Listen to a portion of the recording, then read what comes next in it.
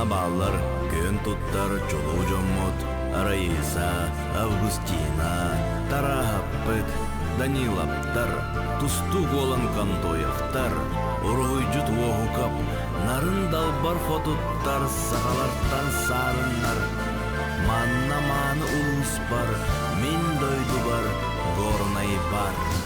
Унар тунар сине бер, утуй буттар очостар, мата үрек үрдүгер, чагыл хайдар сулустар, көлбен еле санам кыйма, горунайым төрүт дойду, онно күтер сахам ыяла, ақтылған өмүрдүк жолум, онно күтер сахам ыяла, ақтылганым үрдүк жолум. Даяк кыллах ардайгам, жеңкир улах үректер, сахам тына айылгам, өрү баллар сүректер. Сүрөбен эле санам кыйма, горунайым дойду, онно күтер сахам ыяла, актылганым үрдүк жолум, онно күтер сахам ыяла, актылганым үрдүк жолум, онно күтер сахам ыяла, мен дойду бар, горнай бар.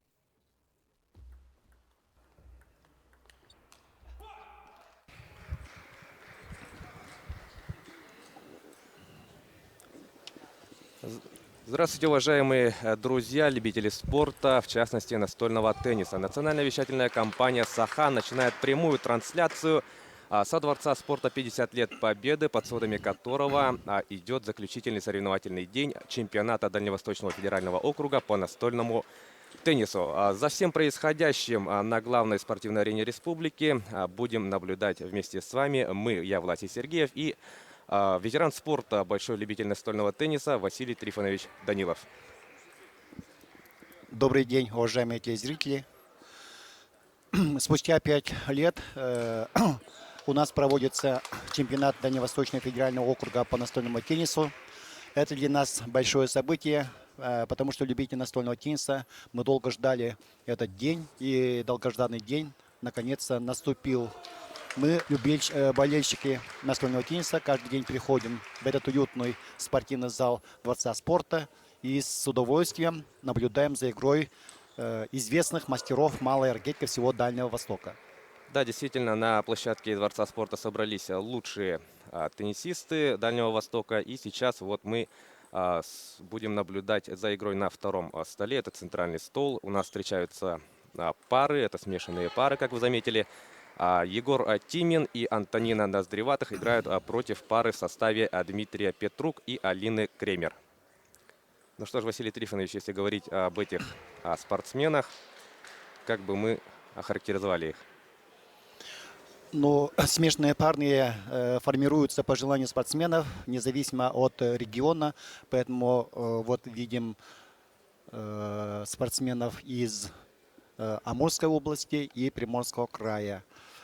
Эта игра идет за выход в финал. Пока со счетом 2-0. Партию ведет пара Тимин Ноздреватых. и Ноздреватых. Пока счет 2-0. Игра ведется до 3 побед. Выигравшая в этой встрече пара выходит в финал. Ну и давайте проанонсируем, да, Василий Трифонович, что же мы сегодня посмотрим после этой игры. Ну, соответственно, после этого полуфинала мы посмотрим финал парного смешанного разряда. Далее у нас будет финал, также финал женского парного разряда. Соответственно, потом среди мужчин парного разряда. Ну, а затем уже одиночные разряды мужчины и женщины. В общем, нас ждет сегодня множество очень интересных игр. И хотелось бы отметить сразу то, что есть якутские спортсмены, конечно же, в финальных играх. Это, конечно же, у нас пара Василий Румянцев, Ниргун Сабарайкин, который в рамках финала парного разряда встретится с представителями Амурской области.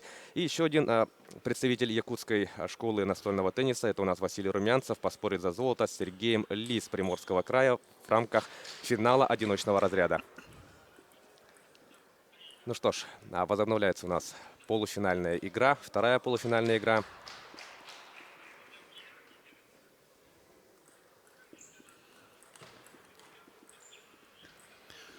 Ну, что можно сказать о спортсменах, которые сейчас играют на площадке? Могу сказать несколько слов об Егоре Тимине, который является ведущим спортсменом на Дальнем Востоке. У него самый большой рейтинг, 1006 баллов по общероссийскому рейтингу. Он живет, работает в городе Уссурийске Приморского края, работает тренером по настольному теннису. И сейчас они ведут счет в этой партии.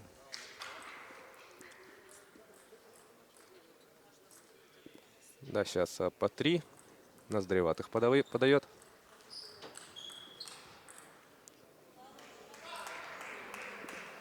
Интересный розыгрыш состоялся, размашистый. Но закончилось это не совсем точным действием Кремер. Отличный нападающий удар совершил Егор Тимин. И эта сторона не смогла отразить этот мяч. И поэтому очко завоевали они. 5-3. Счет становится 5-3. Ну и уже 6-3. Еще одна ошибка Кремер.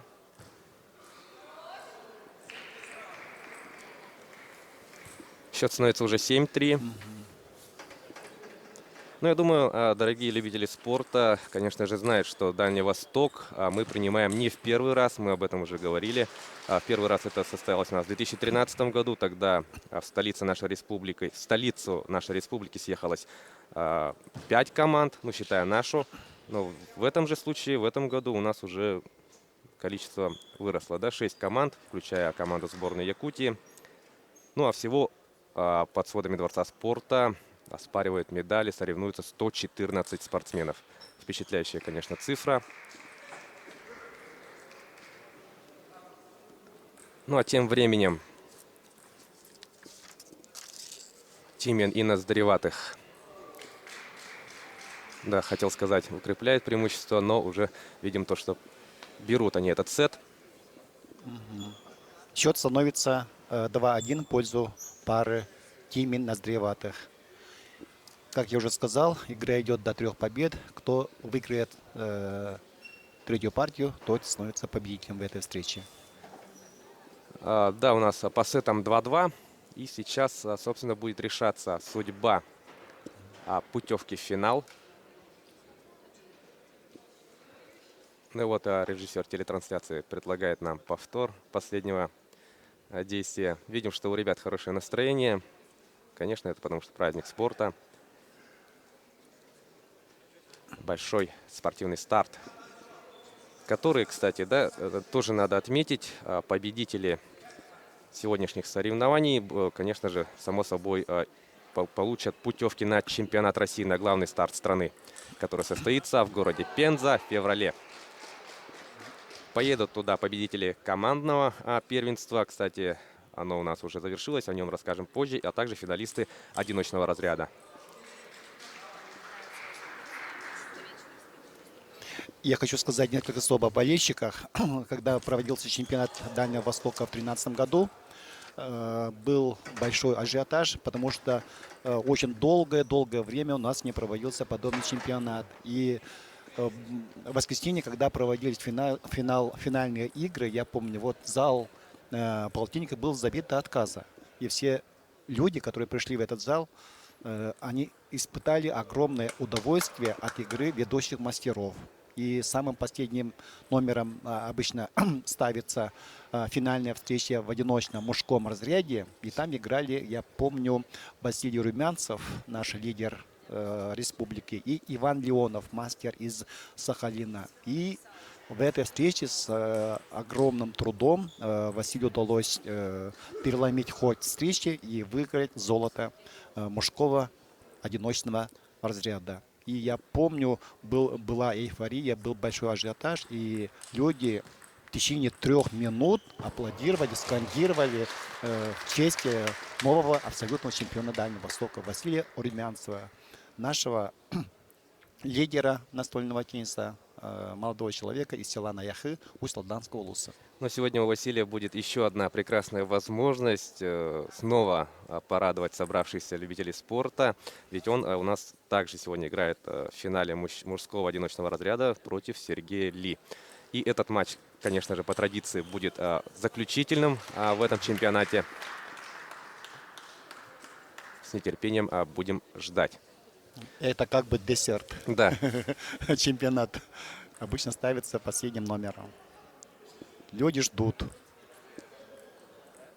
потому что есть соответствующая интрига и мотивация. И я бы сказал, что быть чемпионом в одиночном мужском разряде — это очень престижно. Да, безусловно. А у нас 2 ошибки подряд со стороны пары Тимин-Ноздреватых. И у нас отставание в счете сокращается. 6-5. Ух, какая размашистая у нас игра идет в полуфинале. 3-я ошибка подряд. 6-6. Буквально игра идет очко в очко. Сейчас счет становится 6-6. И отметим, что это решающий сет за выход в финал. Ну что ж такое, не получается совсем. Уже 7-6 вышли вперед у нас. Петрук Дмитрий и Кремер Алина. Тайм-аут. Да, надо, конечно же, взять тайм-аут. Егор Тимин и Антонина Ноздреватых пользуются этой возможностью. Напоминаем, что тайм-аут можно брать только 1 раз по ходу встречи. Ну и сейчас вот Антонина и Егор размышляют над тем, как же улучшить ситуацию. Помним, они вели в 3 очка, но потом ряд ошибок вывел их соперников вперед. Ну что ж, посмотрим, как скажется взятый тайм-аут на дальнейшей игре пар полуфиналистов. Данную встречу судит судья первой категории Владимир Леонтьев. 6-8. 6-8 ведет пара Петрук-Кремер.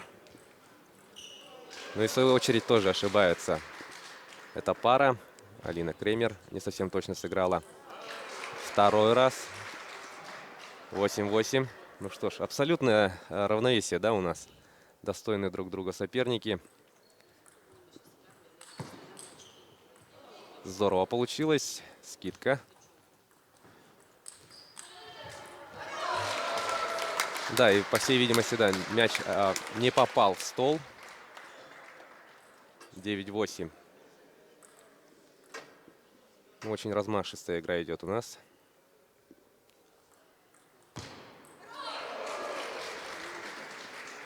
Ошибается Алина Кремер. 10-8.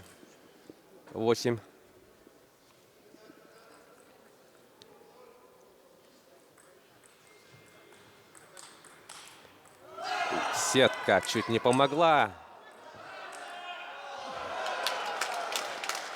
Ну что ж, дорогие друзья, вы сами все прекрасно видели. Хороший атакующий удар в исполнении Алины Кремер. Пришелся по корпусу.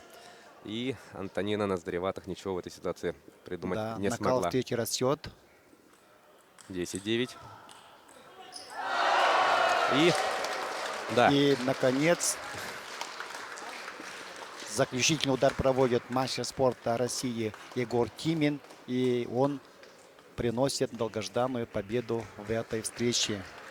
да, очень напряженная встреча, по итогам которой со счетом 3-2 победа празднует пара в составе Егора Тимина и Антонины Ноздреватых. Ну и, соответственно, они выходят в финал.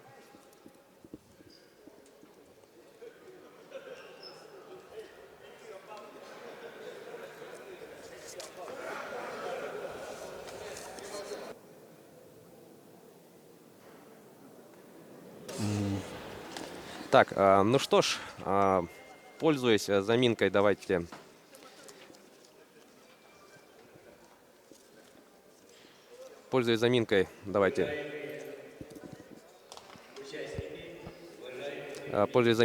напомним, что у нас идет чемпионат Дальневосточного федерального округа. У нас сегодня заключительный соревновательный день.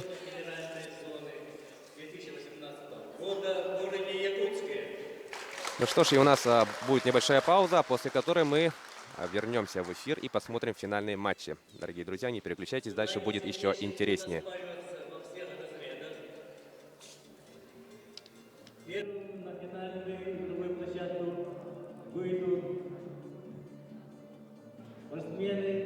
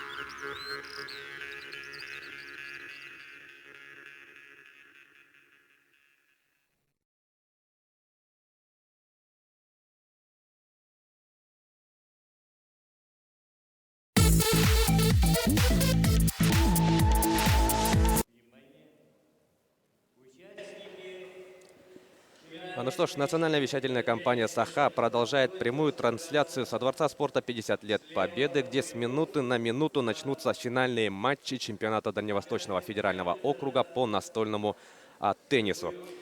Ну, как мы уже озвучили ранее, мы сегодня станем свидетелями 5 напряженнейших игр. Давайте еще раз напомним нашим друзьям. В первую очередь мы посмотрим финал в смешанном парном разряде, в рамках которого у нас встретится Егор Тимин, Антонина Ноздреватых против пары в составе Ивана Леонова и Светланы Гулаковой. Далее мы посмотрим финал среди женщин парного разряда. Соответственно, потом последует мужской финал парного разряда. Ну и потом, в свою очередь, мы посмотрим одиночные разряды, женщины. Ну и на десерт состоится финал мужской, в рамках которого у нас представитель Республики Саха-Якутия Василий Румянцев будет оспаривать золото с представителем Приморского края Сергеем Ли, который, кстати, нам очень хорошо знаком. Да, Василий Трифонович, напомню, что вместе с вами этот чемпионат будем смотреть мы, я, Власий Сергеев, и ветеран спорта, большой энтузиаст и пропагандист настольного тенниса в нашей республике Василий Трифонович Данилов. Ну что ж, Василий Трифонович, давайте, вот мы заговорили, проанонсировали про мужской финал, да? Василий Румянцев против Сергея Ли. Отличное противостояние нас ждет. И Сергей Ли вот много лет у нас провел в Якутии, радовал нас своей игрой. И сегодня вот он представляет Приморский край. Так, немного, наверное, знают, что сегодня Сергей Ли представляет сборную команду Приморского края. Дело в том, что Сергей Ли приехал где-то 6-7 лет тому назад в нашу республику. Он начал работать тренером по настольному теннису в Сунтанском районе. Потом где-то год проработав, он переехал в город Мирный, стал там работать тренером по настольному теннису. В данное время Сергей Владимирович переехал на другую работу. Он уже тренером не работает, он работает спортивным инструктором АК «Алроса».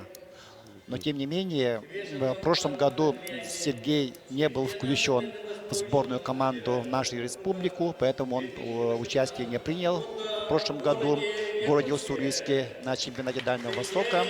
В этом году он решил участвовать в составе сборной команды Приморского края. Сергей в этом году собрался, играл вчера хорошо и заслуженно вышел в финал этого чемпионата. Да, с нетерпением мы посмотрим, с большим интересом, конечно же, будем наблюдать за игрой Сергея Василия Румянцева, но, как говорится, всему свое время. Сейчас все наше внимание будет приковано к финалу смешанного парного разряда. И вот нам представляют участников матча за золото. У нас играет Егор Тимин, Антонина Ноздреватых против пары в составе Ивана Леонова и Светланы Гулаковой.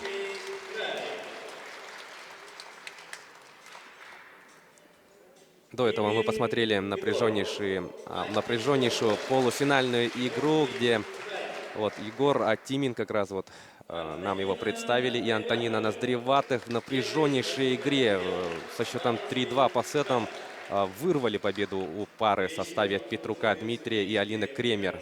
И вот мы видим, ребята очень рады тому, что пробились в финал и имеют счастливую возможность стать обладателями золотой медали чемпионата Дальнего Востока.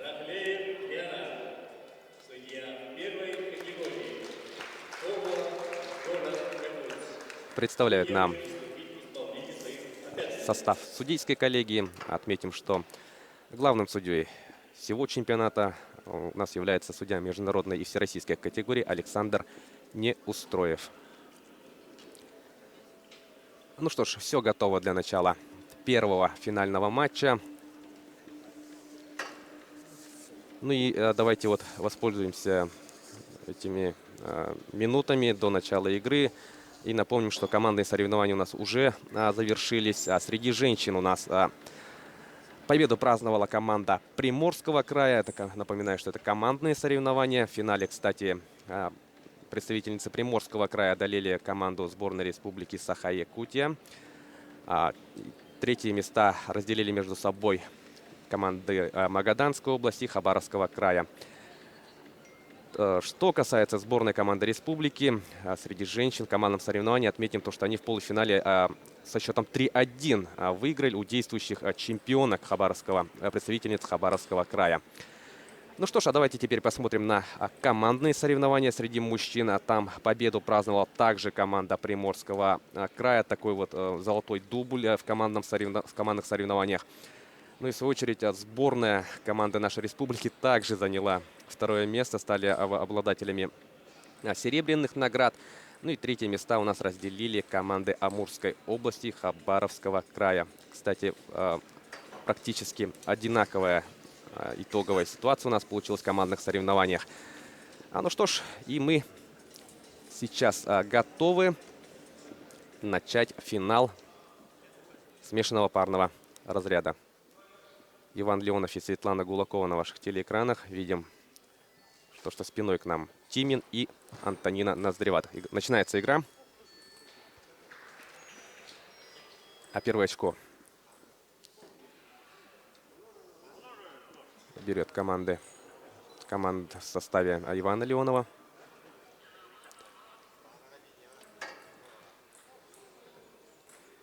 Ну что ж, в самом начале первого сета 3 очка. На 4 очка Да, уже вырывается 4. вперед пара Леонов, Гулакова.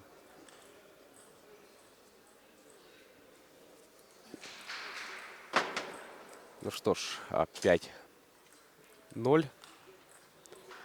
Ноздреватых атакующим ударом не попало в стол.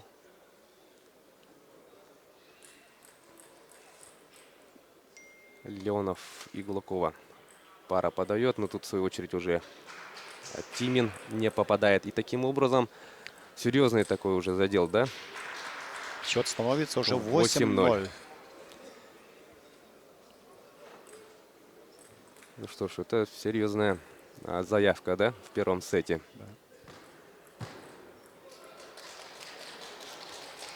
Ошибается Леонов. Еще одна ошибка сразу последовала.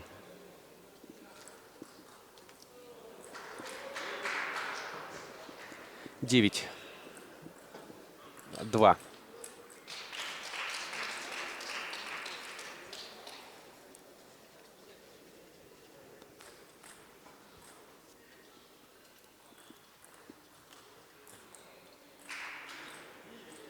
Ну, пока, да, в данный момент у нас много ошибок.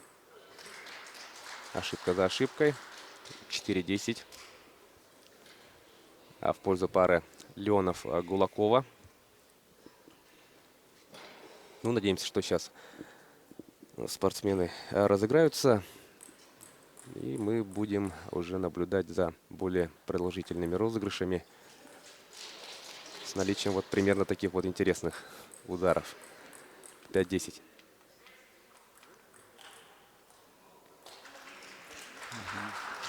Вот быстро закончилась первая партия. Настольный теннис — это очень динамичный и очень быстрый вид спорта, поэтому события развиваются стремительно.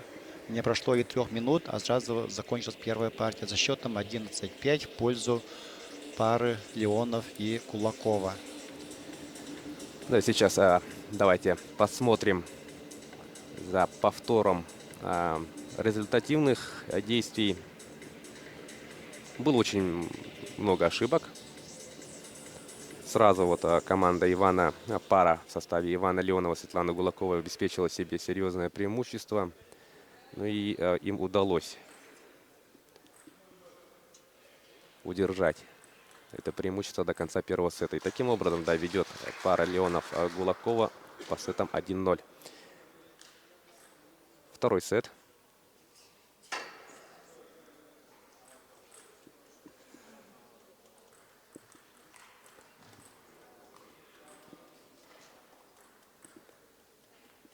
Один-один.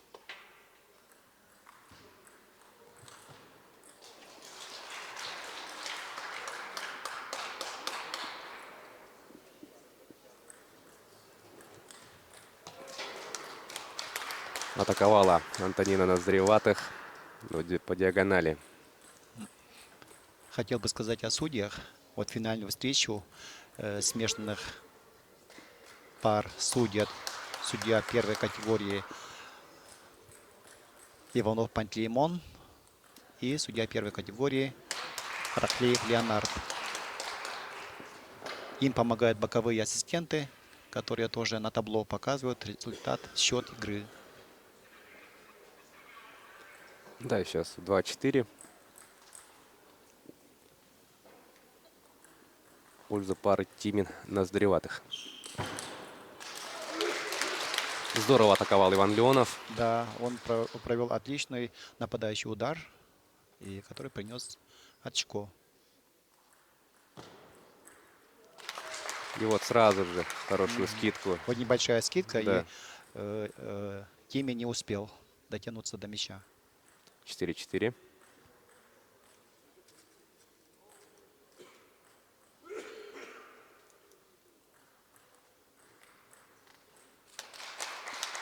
Но тут уже Светлана Гулакова приносит очко и выводит свою пару вперед.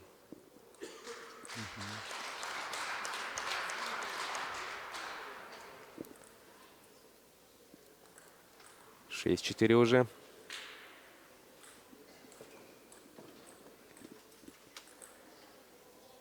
Но тут уже можем заметить, что настроение Егора Тимина, Антонина Ноздреватых уже меняется. В начале матча, так и по ходу первого сета ребята улыбались. Вот сейчас уже надо как-то активизироваться, с другим настроем играть.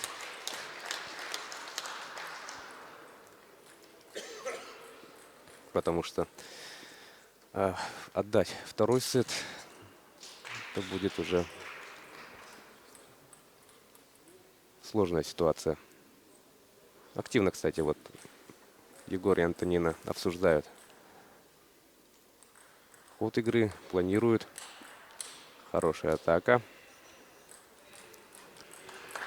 Вообще вот смешанный парный разряд — это довольно-таки сложный вид этого спорта, потому что пары должны иметь полное взаимопонимание. И самое главное — это мобильность, потому что мячи летят очень быстро, и поэтому, чтобы не мешать друг другу, они должны быстро перемещаться. Быстро перемещаться и одновременно Ну, читая, да, одновременно читая движения соперников и товарищей по команде. естественно, потому что они должны наблюдать, какой удар проводят противники, и быть готовым к этому, и отражать удары. У нас близится к концу второй сет. 10-8 в пользу Леоновой и Гулаковой. Еще одна ошибка, две ошибки к ряду. 10-9.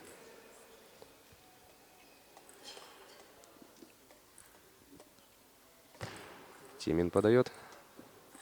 И Ноздреватых Совершает ошибку. тонко хотела сыграть, но не Да. получилось. 11-9. И таким образом у нас счет уже становится 2-0. 2-0 по сетам. Пара в составе, вот они у вас на телеэкранах. Иван Леонов, Светлана Гулакова. Пока что без особых проблем, да. Игра идет, может быть, не самая зрелищная, как хотелось бы. Есть ошибки, но уверен, ребята разыграются. Иван Леонов очень опытный мастер из Сахалинской области. Как я уже говорил, в 2013 году он играл за финале с Василием Румянцевым и продемонстрировал очень зрелую и техничную игру. Вот в подтверждение вашим словам, Василий Трифонович, нам только что повторили удачно атакующее Повтор. действие Ивана. Ну что ж, будет очень интересно наблюдать за тем, как дальше у нас будут развиваться события. Ну, а пока что у нас, видим, уже 2 очка. А пара Ивана и Светланы уже заработала. Вот Егору Тимину удалось отразить такой удар издалека. Удар Светланы Гулаковой. Он сумел отразить. Да, мощно, конечно же, в этом Да. эпизоде атаковала Светлана Гулакова.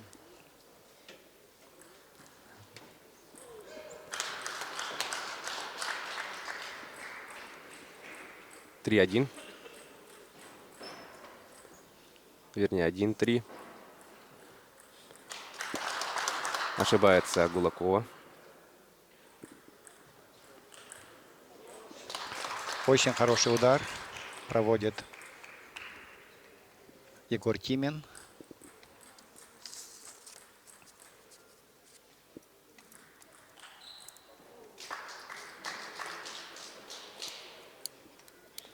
Ну, вообще хотелось бы отметить, да, то, что Якутск имеет богатый опыт в проведении особенно вот больших соревнований по настольному теннису и особенно Дальнего Востока. Вот мы уже напоминали о том, что первый дальневосточный чемпионат у нас прошел в 2013 году.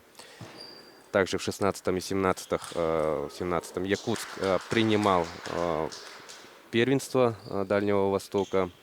Ну, а также в 2016 еще и был чемпионат среди ветеранов. Так что с уверенностью можно сказать, что якутская сторона имеет богатый опыт в проведении и организации соревнований такого масштаба. 6-4. Тем временем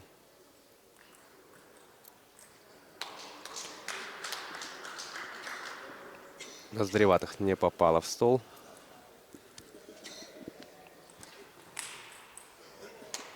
Вот спортсмены применяют разные способы ударов. Сейчас Иван Леонов провел подачу с нижним вращением, очень сильным.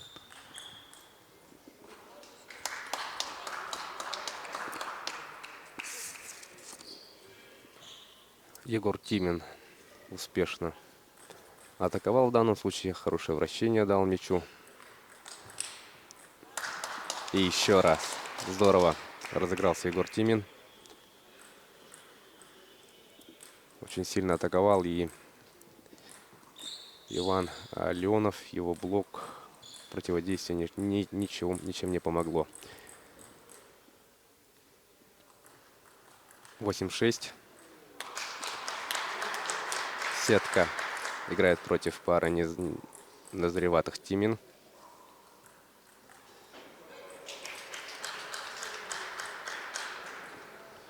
Счет становится критическим. 10-6.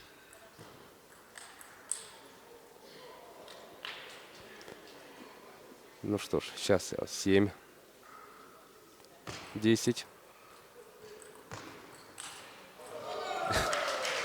Да, не получилось, к сожалению. 11-7. Вот и закончилась встреча со счетом 3-0. Выиграла пара Леонов, Гулакова. Да, а по сумме, 3 сета взяли. Напомню, что первый сет завершился 5-11, второй сет завершился счетом 9-11. Ну и заключительный сет у нас закончился со счетом 7-11. Ну что ж, от 3-0 более чем уверенная победа пары в составе Ивана Леонова и Светланы Гулаковой. Поздравляем их с тем, что они становятся чемпионами Дальневосточного федерального округа по настольному теннису в смешанном парном разряде. 2018 года. Да. Также поздравляем мы Егора Тимина и Антонину Ноздреватых с серебряными наградами. Но во втором сете навязали они борьбу, но все-таки вот пара Леонов и Гулакова оказалась сильнее. Что и мы видим на табло. Ну что ж, мы уже в скором времени начнем просмотр финала парного разряда среди женщин. Давайте посмотрим. Встретятся там у нас представительницы Приморского края Виолетта Сафина и Алина Кремер. Они будут противостоять паре из Хабаровского края в составе Антонины Ноздреватых. Второй финал подряд у Антонины будет. И вместе с Антониной на площадку выйдет Евгения Ветрик. Игра будет также проходить на центральном столе. Если же вот ранее, да, на предыдущих стадиях чемпионата было 9 столов, и соревнования проходили одновременно на 9 столах, то сейчас мы видим то, что мы сейчас видим то, что один стол у нас стоит, и все финальные игры будут проходить именно на нем. Среди женской смешанных пар вчера наша пара Тихонова Ольга и Лопахова Катя смогла завоевать третье место. И эта пара стала бронзовым призером чемпионата Дальневосточного федерального округа в женском парном разряде. Мы поздравляем наших девушек с этим успешным выступлением. Вторую бронзовую награду завоевала пара Гулакова-Дударь. Как и в других видах спорта, да, согласно новым правилам Федерации настольного тенниса Российской Федерации, да, сейчас присуждается 2 третьих места. И в командном зачете, и в личном зачете. 1 первое, 1 второе и 2 третьих места.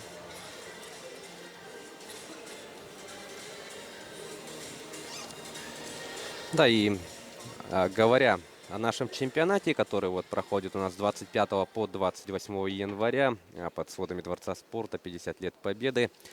Еще раз напомним, что у нас участие принимает 114 спортсменов. Приехали в Якутск команды Хабаровского и Приморского краев, Амурской, Сахалинской и Магаданской областей. Ну и, конечно же, команда сборной Республики Саха-Якутия. Ну что ж, и мы уже говорили о том, что впервые Якутск принял в 2013 году чемпионат Дальнего Востока. И мы с Василием Трифоновичем хотели бы рассказать предысторию, так скажем. Да? Ну что ж, мы знаем то, что раньше проводили только в одном городе, во Владивостоке. И как же так получилось, что Якутск стал первым городом после Владивостока, принявшим эстафету? Дело в том, что в Дальневосточном федеральном округе всего 9 субъектов. Из них на чемпионат Дальнего Востока обычно приезжают сборные команды из 6 субъектов. 3 субъекта – это Еврейская автономная область, Чукотский автономный округ и Камчатский край. Они практически никогда не выставляют свои команды. Видимо, там национальный теннис слабо развит, будем так полагать. Да? А 6 остальные субъекты – это Приморский край, Хабаровский край, Амурская, Сахалинская и Магаданская области и Республика Саха-Якутия, 6 субъектов. Там национальный теннис достаточно сильно развит, и они все время выставляют свои команды. А что было в 2013 году, я хочу рассказать, пока время есть, пока пары готовятся к выходу на площадку. Я хочу немножко ознакомить с телезрителями предыстории вот этого чемпионата. Тогда я работал исполнительным директором Федерации настольного тенниса Республики Саха. И в составе исполнительной дирекции мы приняли решение в 2013 году, в январе, провести чемпионат в городе Якутске. С таким предложением мы обратились в Федерацию настольного тенниса России. Тогда президентом Федерации работал Игорь Евгеньевич Левитин. Ему предложение наше понравилось, и он издал решение о проведении чемпионата Дальневосточного федерального округа 2013 года в Республике Саха-Якутия в городе Якутске. Надо сказать, что это предложение не всем понравилось.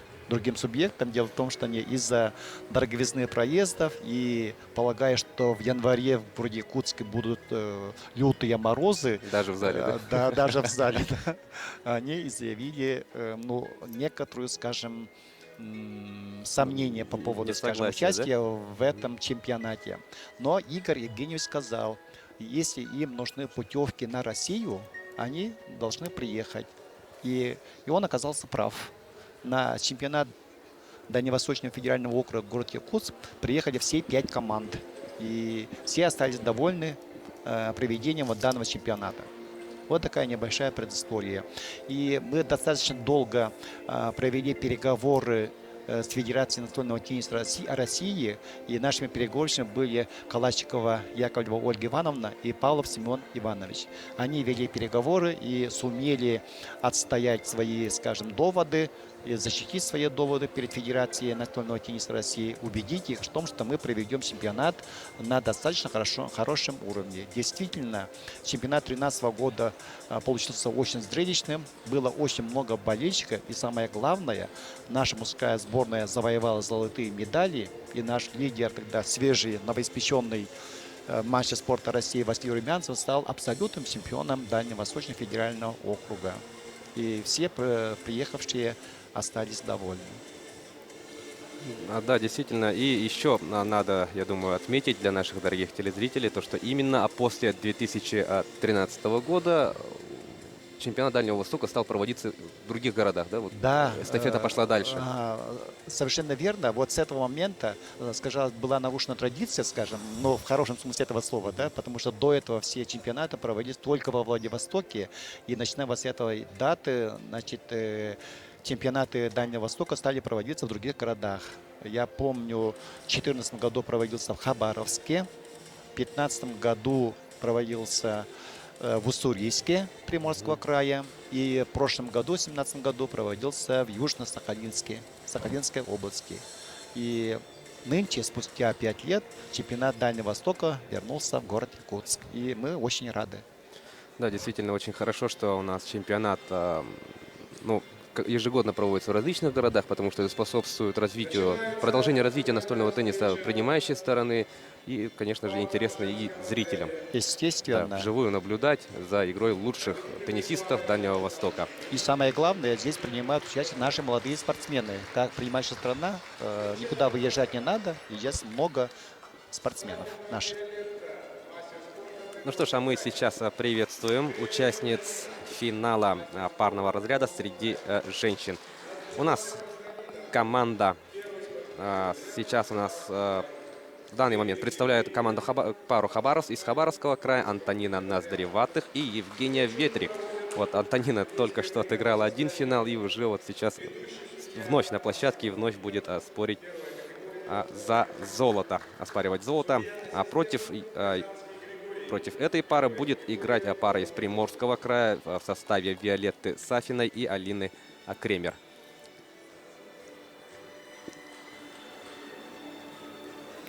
Дорогие друзья, это у нас уже второй финальный матч заключительного дня чемпионата Дальневосточного федерального округа по настольному теннису. Нас впереди после этой игры ждет еще 3 не менее интересных встречи, также за первое место соревнований. Ну а сейчас мы сконцентрируем все наше внимание на противостояние пар Сафина-Кремер и Ноздреватых-Ветрик.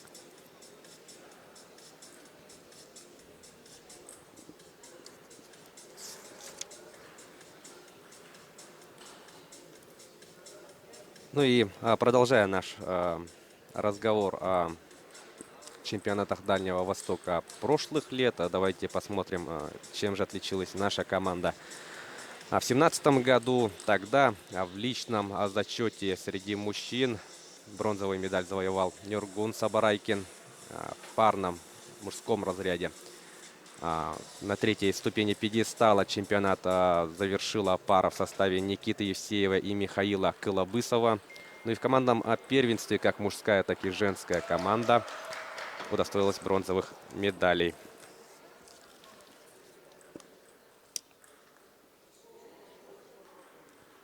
Один-один в начале первого сета.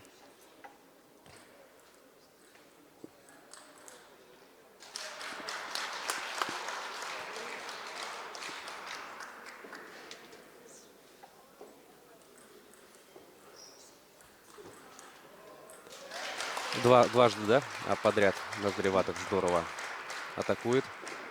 3-1.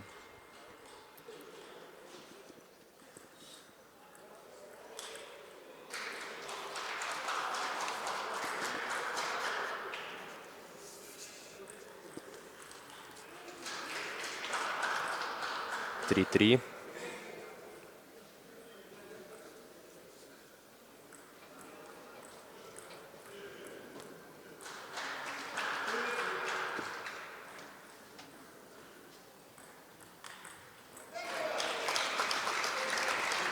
Вновь Антонина Ноздреватых мощным атакующим действием приносит, записывает актив своей пары очередное очко. 4-4 у нас равновесие.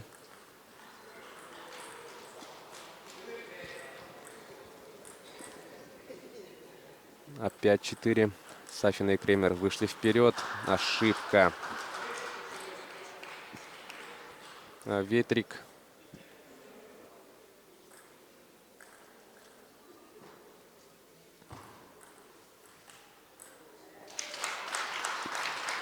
Тоже неточное действие от Кремер. Ну что ж, Василий Трифонович, если говорить о участницах финала, кому бы вы дали предпочтение?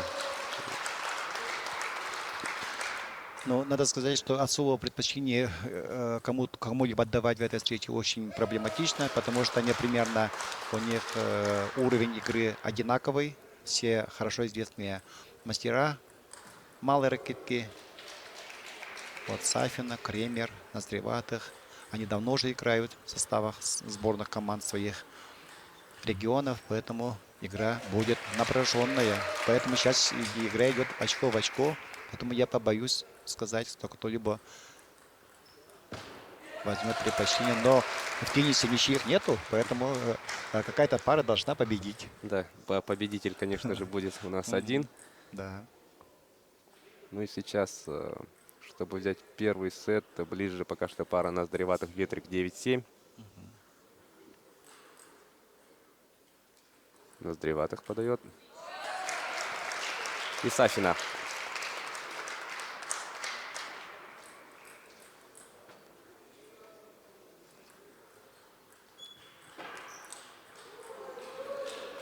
Вот отличный удар проводит Кремер. И завоевывает очко нужное в данный момент. Очень сложная подача у Сафиной, поэтому многие затрудняются ее принимать. Со сложным вращением. И атакует Ветрик. Тем самым Да, очень хороший удар. И ставит точку в этой партии. 11-9. напряженная первый сет у нас получился, да? 11-9.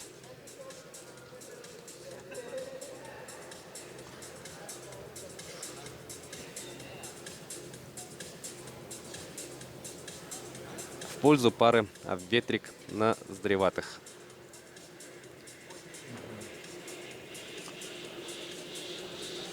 Очень важно здесь присутствие тренера или советчика, да, потому что когда спортсмен сам играет, он не может замечать своих ошибок, а со стороны все виднее, поэтому советы тренера, они очень бывают полезны. И тренер имеет право, как и игроки, взять тайм-аут, давать необходимые советы, сменить что-то в игре, тактику игры. Ну, то есть, да, внести определенные коррективы, если это Да. требуется. Если это требуется обязательно. Да.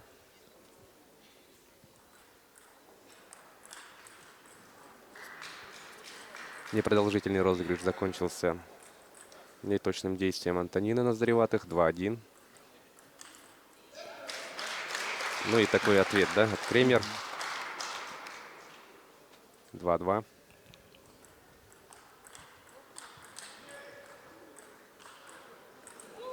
Вот какой обманный удар в левую сторону стола совершает Сафина.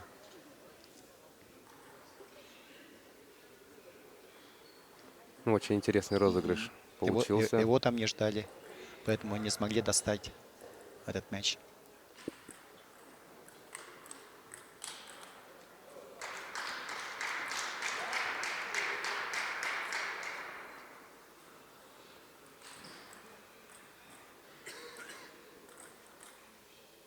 Два 4.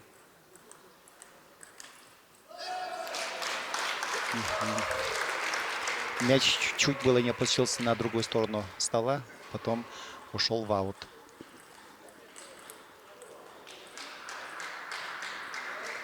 Ну и Сафина в очередной раз удачно атакует.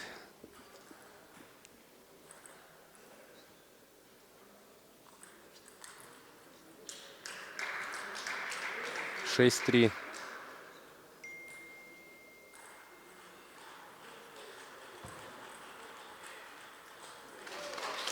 Ну, такое тоже бывает.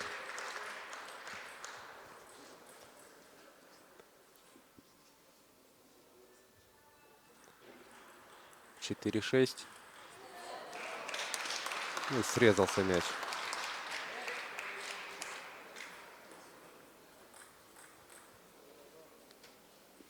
У Сафиной.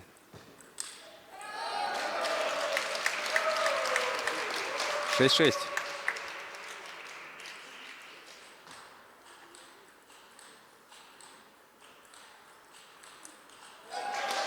Совсем, да, не получилось.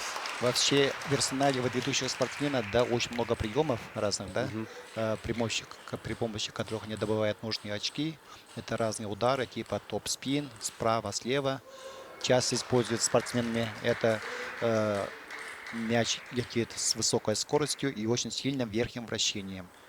И отразить такой удар обычно бывает очень сложно. Нужно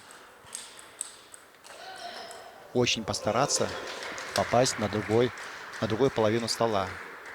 Поэтому у всех, практически у всех идущих игроков вот применяется топ-спин. Обычно справа. И слева тоже некоторые делают. Различного рода скидки, подрезки. Это излюбленные приемы.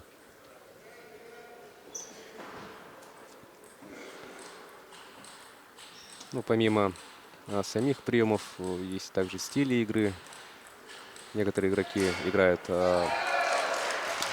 используя в основном защитные действия, да, и играть на контратаках. Да. Сейчас тенденция, скажем, в мировом настольном теннисе, да, идет только от нападения. Чистых, скажем, защитников осталось единицы, да, потому что, как говорится, атака лучшая защита. И атаковать, скажем, в настольном теннисе всегда атакующий имеет какое-то преимущество. А доставать такой сложный мяч с такой скоростью и издалека очень сложно бывает. Поэтому атаковать всегда выгоднее. Поэтому идет игра только от атаки. Ну что ж, у нас 11-9. Счет сравнялся, да. Да, и 1-1 по сетам. Ну что ж. Идет очень упорная игра. Они примерно равные. И сейчас сложно будет кому-то отдавать предпочтение. Да, 1-1 по сетам.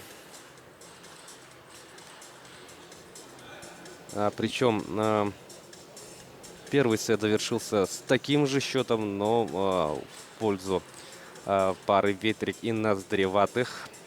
В этом же случае Сафина и Кремер сравнивают положение. Ну что ж, и начинается третья партия.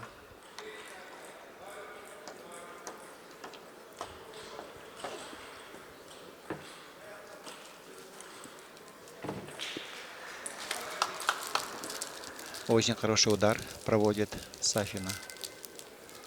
И добывает первое очко в этой партии.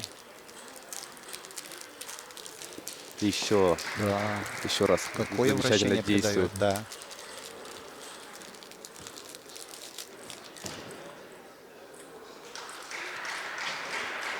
И сразу вырывается вперед. 3-0.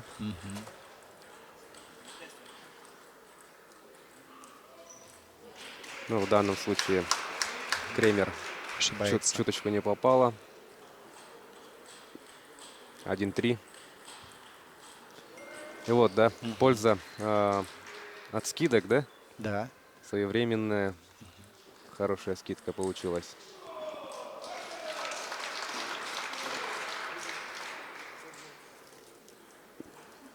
Четыре 2.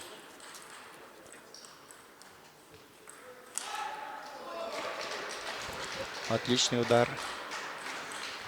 Кремер проводит. 5-2. Ну и вновь Сафина Здорово атакует, вынуждая соперника отправлять мяч за пределы стола. 3-6. Еще одна ошибка. 7-3.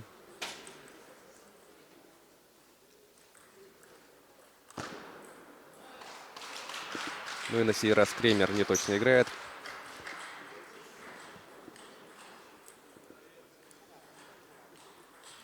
Семь 4.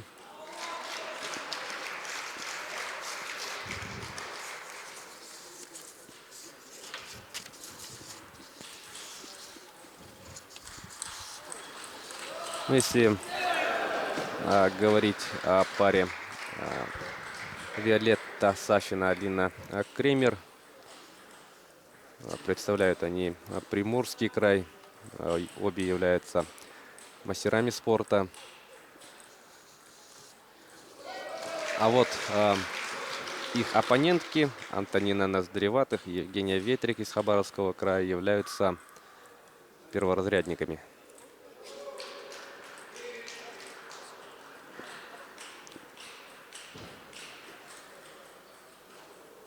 Девять 6.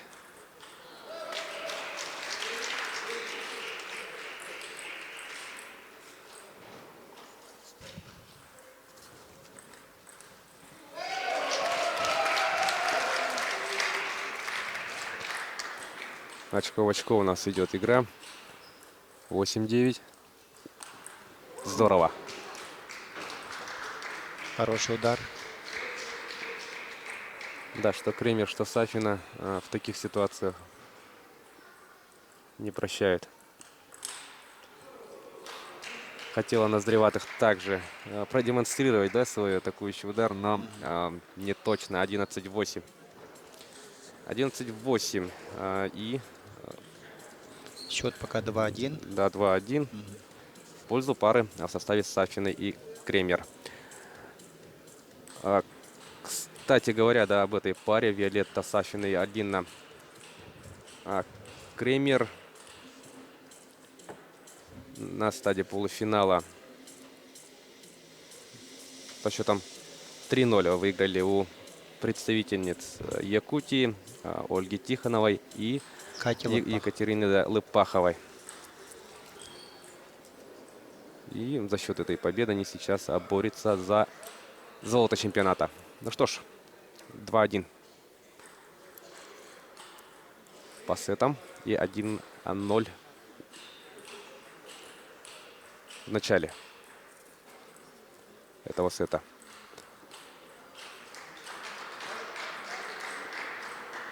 Напоминаем вам, что это у нас финал женского парного разряда.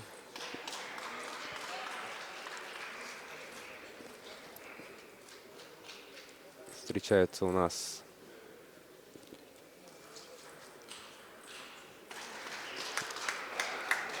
Антонина Ноздреватых и Евгения Ветрик. По телевизионной картинке вот они ближе, спиной к нам.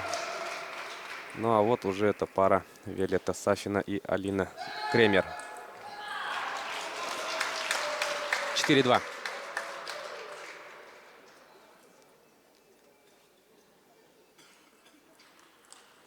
Ух, как здорово Сафина, да, атаковала.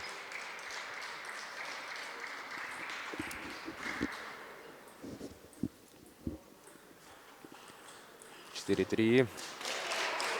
Ну, раз на раз не приходится, в этом случае Сафина ошиблась.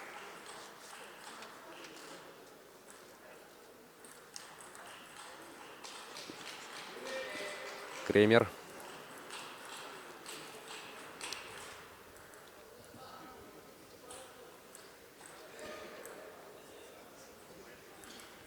Когда при подаче мяч задевает сетку, производится переподача.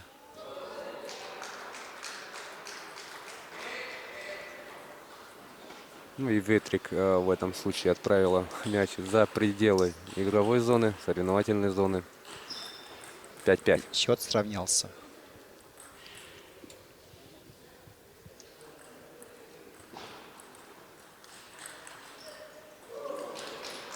Здорово двигаются девочки.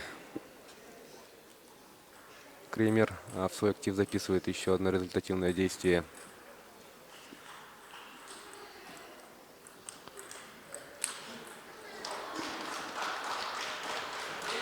Наздреватых не попадает в стол. И счет становится 7-5.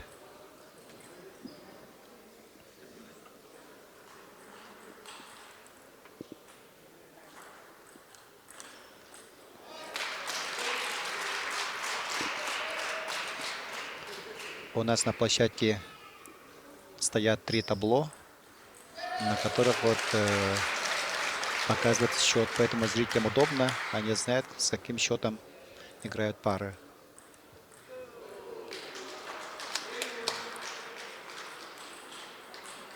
Наздреватых не получилось в данной ситуации отправить мяч по ту сторону сетки. 7-8. Интересный розыгрыш получился. Длинные мячи.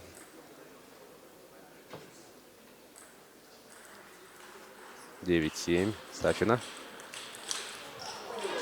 Здорово. Какой хороший удар.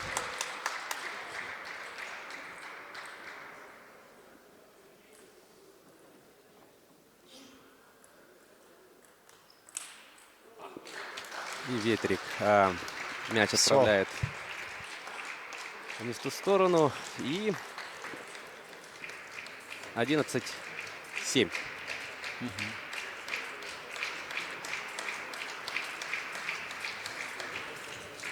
Поздравляем победительниц. Ну и давайте еще раз будем чествовать. Присоединяемся к поздравлениям. И поздравляем Виолетту Сафину, Алину Кремер, представительниц Приморского края, с победой на чемпионате Дальневосточного федерального округа в женском парном разряде. Ну что ж, мы видим, что первый сет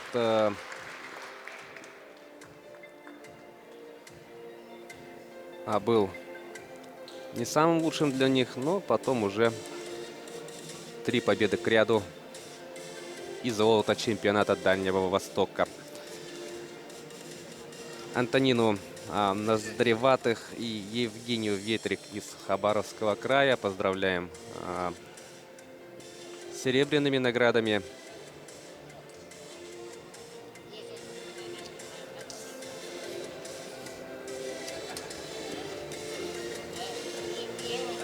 Ну и в скором времени на паркет Дворца спорта 50 лет Победы состоится также финал парного разряда, но уже среди мужчин.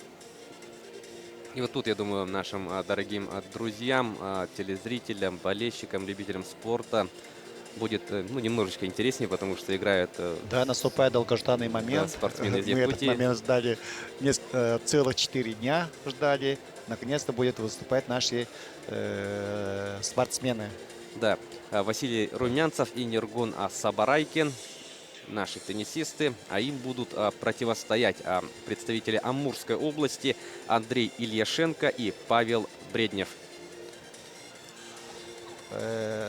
Спортсмены из Амурской области, Ильяшенко и Бреднев, к сожалению, мы о них много рассказать не можем, потому что о них мы практически ничего не знаем, но знаем одно, что они давно занимаются настольным теннисом, имеют хорошие спортивные показатели, что они продемонстрировали вчера в предварительных играх.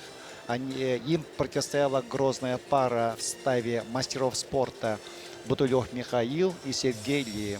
И вот эти ребята не стушевались перед грозными соперниками, играли раскованно, раскрепощенно, свободно. И в результате со счетом 3-2 они выиграли у 2 мастеров спорта. Это дорогого стоит. Поэтому совсем не зря, они вполне заслуженно сегодня вышли в финал чемпионата Дальнего Востока. Да, но тут вот как раз, да, продолжая рассказ об их заслугах на этом чемпионате, стоит отметить, что и Ильяшенко, и Бреднев имеют первый спортивный разряд. Да. И одержали победу над мастерами, да? Поэтому парный разряд это вид особенный. Там не столько, скажем, ранние заслуги, там класс игры и так далее. Это совсем другой вид спорта, где нужна мобильность и взаимопонимание между спортсменами. Поэтому всякое может быть в парном разряде. Ну а что касается нашей пары в составе Василия Румянцева, мастера спорта, и кандидата в мастера спорта Нюргуна Сабарайкина, то наши спортсмены в предыдущей стадии, ну то есть в полуфинале, одержали победу со счетом 3-1 над парой в составе Алатырцева и Пешко. Да, это была очень напряженная встреча, потому что вот пара, которая Алатырцев и Пешко, это очень хорошие ребята, очень хорошая пара. И игра прошла очень напряженная, получилась очень напряженная и упорная. Да? В результате все-таки вот наши спортсмены смогли доказать свое превосходство и вырвать победу, выйти в финал.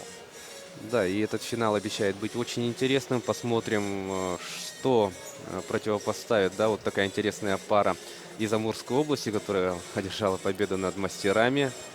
Посмотрим, что они смогут Противопоставить. да, нашим спортсменам. У нас небольшая заминка. Спортсмены в скором времени появятся на площадке. Ну, а для тех, кто, может быть, только присоединился к нашей телетрансляции, напоминаем, что это чемпионат Дальневосточного федерального округа, который проходит у нас в Якутске под сводами Дворца спорта. 50 лет Победы. Большой старт, ответственный старт, праздник настольного тенниса. Второй раз в Якутске. Еще раз напомню, что в 2013 году он был проведен впервые. И спустя ровно 5 лет, вновь сильнейшие теннисисты Дальнего Востока скрестили ракетки на якутской земле. Ну, а сейчас давайте поприветствуем участников финала парного мужского разряда. Это у нас, как мы уже говорили ранее, представители Амурской области Андрей Ильяшенко, Павел Бреднев. И против них будут играть представители сборной Республики Саха-Якутия Василий Румянцев и Нюргун Сабарайкин.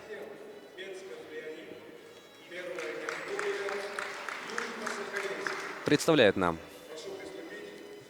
состав судейской коллегии. Ну и у нас, собственно, все готово для начала долгожданного финала. Данную финальную встречу будут судить судьи из Сахалинской области, которые приехали помогать в организации судейства данного чемпионата. Коротко могу сказать, добавить, что насчет главного судьи мы уже рассказали. Помощником главного судьи работает у нас судья всероссийской категории Алексеев Александр Алексеевич, а также судья первой категории Лопахов Алексей Иванович из города Ленска. А главным секретарем работает судья первой категории Платонов Михаил Григорьевич. Кроме того, у нас работают судьи на столах, где-то больше десятка судей, которые обслуживают вот данный турнир. Пока, надо сказать, тот турнир идет очень организованно, никаких протестов и не поступало, как мне известно, поэтому судьи добросовестно выполняют свои обязанности. Ну да, действительно, и это учитывая то, что Якутск уже проводил чемпионат Дальнего Востока дважды, первенство Дальнего Востока. Да, Дети Азии. Да, опыт проведения масштабных соревнований, безусловно, есть, и он определенно сказывается в положительном ключе и на нынешнем чемпионате. Ну что ж, дорогие друзья, давайте на всякий случай отметим, что наша пара в составе Василия Румянцева и Нюргуна Сабарайкина вот играет в более таких темно-синих футболках. Ну и, соответственно, в голубых майках, в голубых футболках у нас их оппоненты Андрей Ильяшенко, Павел Бреднев из Амурской области. К этому времени в зале Дворца спорта накопилось большое количество болельщиков. Они, конечно, будут наблюдать за игрой финального поединка и будут, конечно, естественно, болеть за наших ребят, за Васю Румянцева и Нергуна Сабарайкина, которые будут представлять цвета сборной нашей республики. Ну, Василий Трифонович, я уверен, что вы вчера, может быть, даже сегодня общались как с Василием, так и с Нергуном. Что они говорили, какими впечатлениями делились, каков был настрой?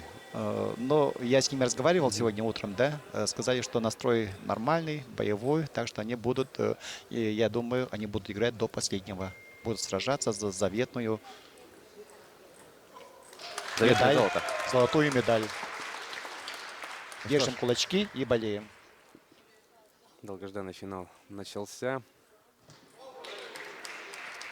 И видим, что сразу чувствуется, что публика заметно оживилась. Как весело началась эта игра у нас. 1-2 впереди пара Румянцев-Сабарайки.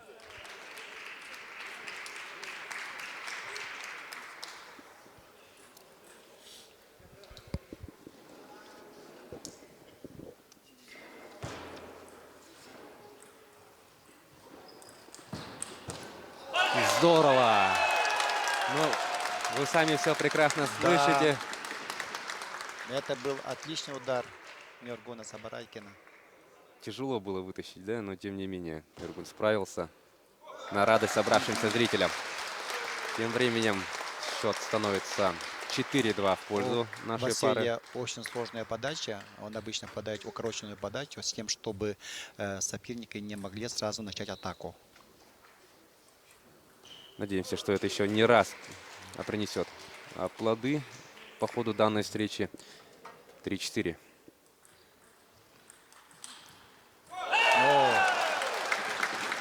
Такой быстрый и точный удар проводит Василий Румянцев, который приносит заветное очко. Счет 5-3.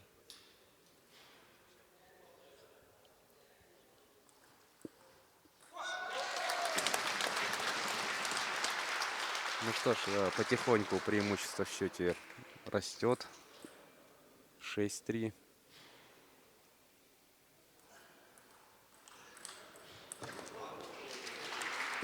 Мы тут несколько недопоняли друг друга.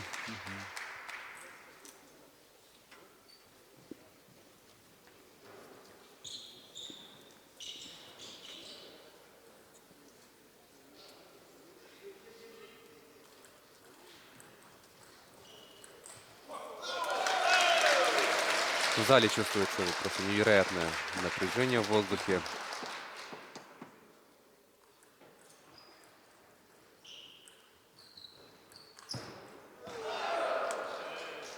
В данном случае сетка сыграла за представителей Амурской области. В свою очередь, те, конечно же, принесли свои извинения. Но это этикет, да, в настольном теннисе. Да, вроде этого.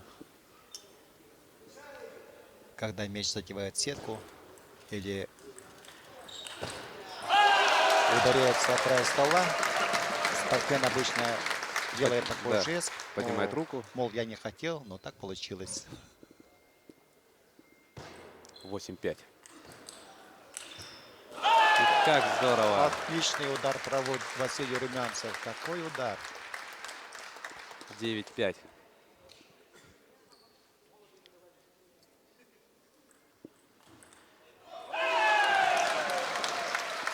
Десять пять. Ну что ж, интересный такой розыгрыш получился, короткий. Ой-ой-ой. Не получилось в этом случае правильно подставить ракетку Румянцеву. 10-6.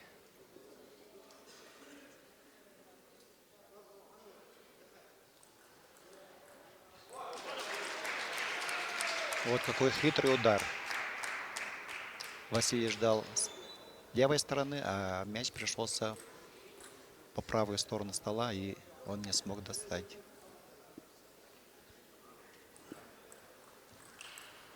И есть. 11-7. Победа в первом сете одерживает у нас наша пара Василия Румянцева и Нергуна Сабарайкина. Ну что ж, Хороший результат. 11-7.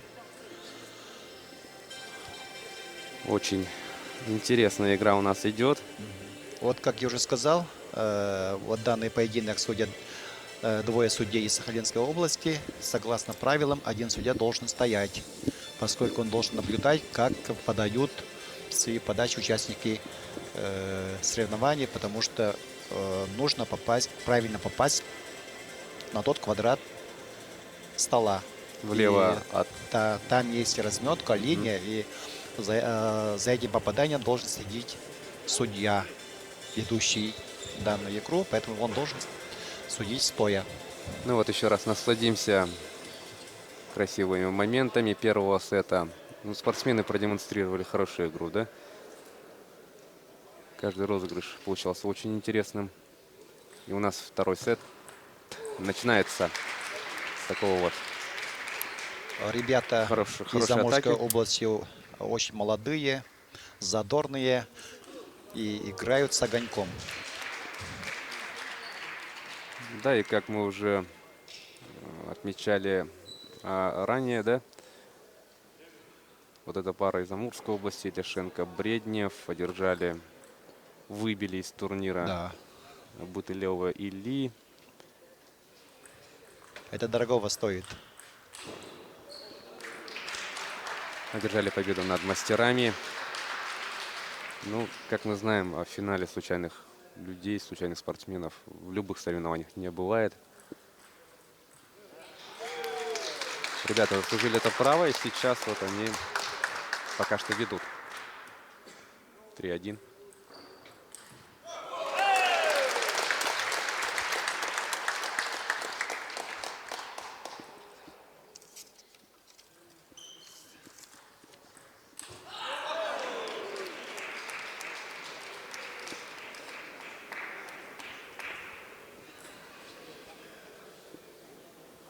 Четыре-два и небольшая пауза.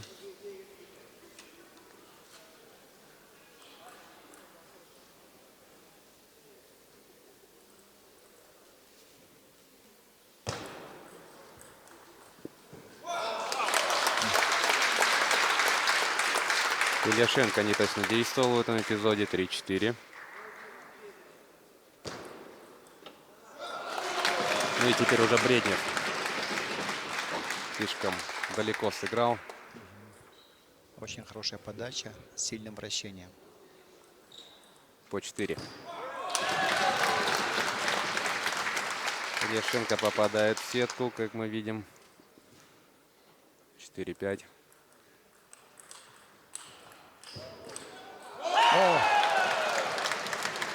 Очень хороший розыгрыш получился. Наши ребята сумели завоевать очко. Очень нужное в данный момент. Они ведут пока 6-4. И подает наша пара. И тут сетка вновь сыграла за уже второй раз по ходу данной встречи за представителя Амурской области. 6-5.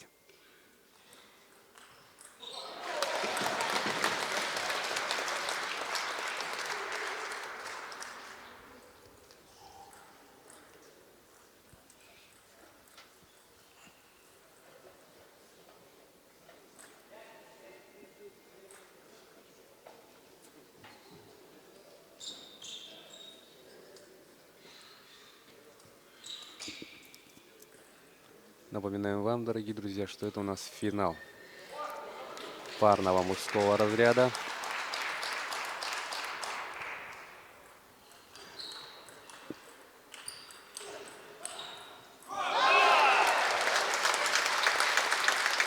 Восемь, 6.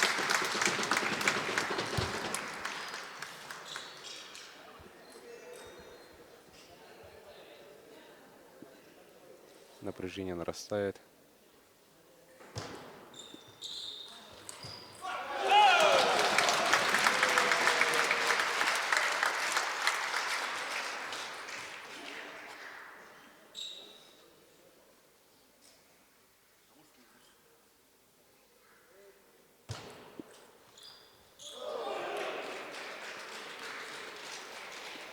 Да, только хотел сказать, что представители Амурской области нервничают. Это заметно, то что вот череда ошибок, как тут Сабарайкин тоже допустил неточность. Но тут же исправился, да, отметил. Нюргун хитроумно перевел мяч на другую сторону стола. И тут же Бреднев проводит отличный атакующий удар.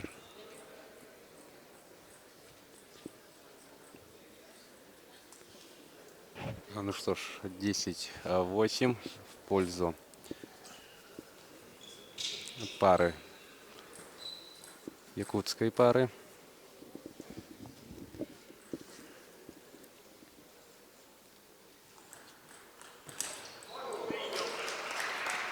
Не точно.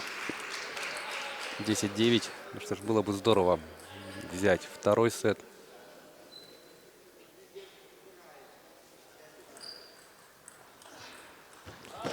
Здорово. Отличный удар.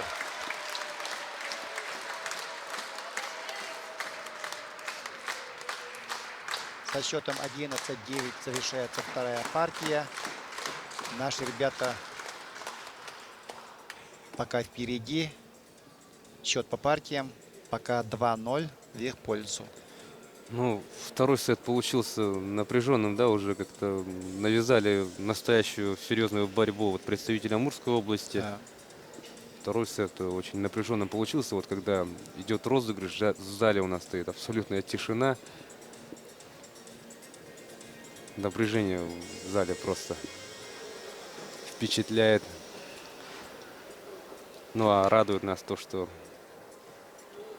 в настоящий момент со счетом 2-0 по сетам ведет все-таки наша пара в составе Василия Румянцева, Нюргуна Сабарайкина. Очень интересные у них соперники в финале в лице Андрея Ильяшенко и Павла Бреднева, которые уже удивляли, приносили сюрпризы по ходу этого чемпионата. Ну что ж, третий сет. Начинается с ошибки Бреднева. 1-0.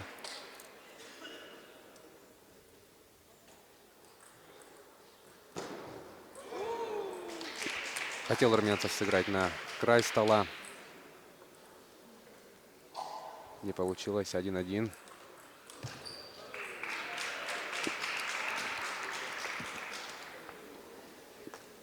Два 1.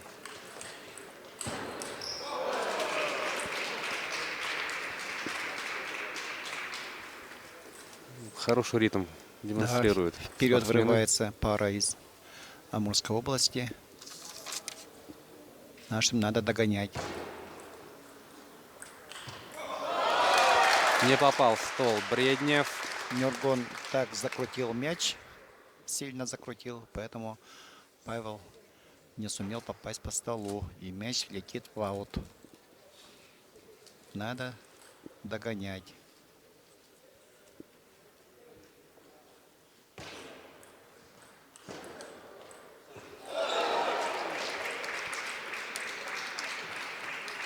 Да, досадная ошибка. 4-2 в пользу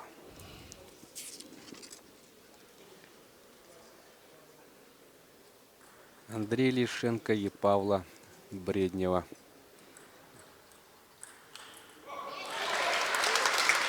Ну, представители Амурской области также ошибаются.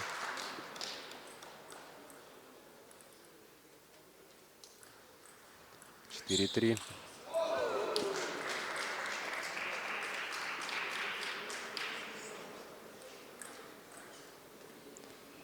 Ну что ж, 3-5. Надо нашим ребятам как-то активизироваться.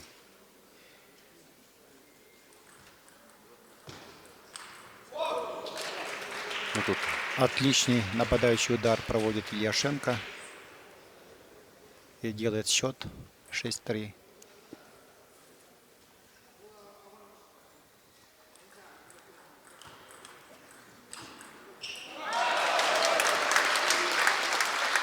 ну вот, здорово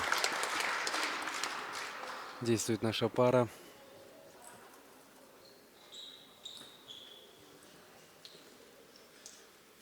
6-4.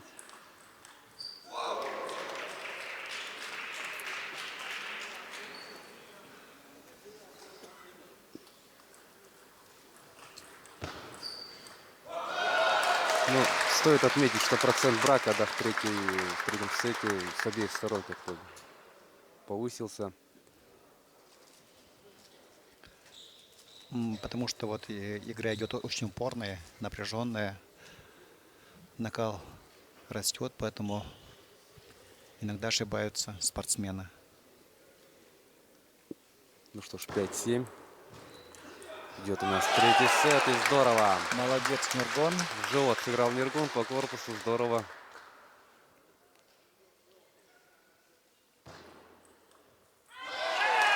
Илешенко ошибается. 7-7.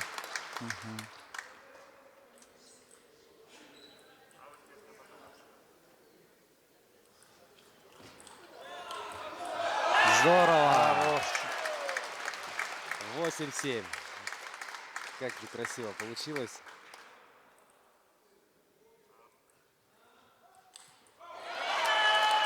Теперь ошибается Павел Бреднев. 9-7.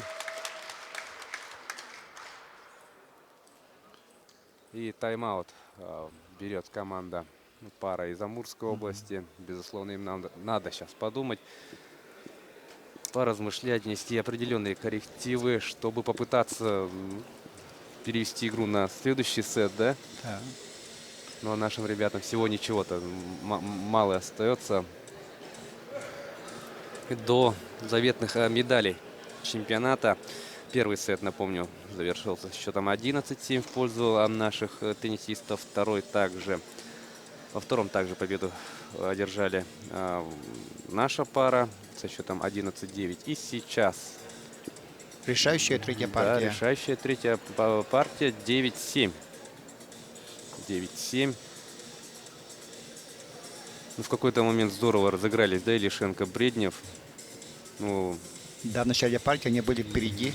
Они вели в счете. Но нашим ребятам удалось догнать своих соперников. догнать и сейчас, перегнать. Да.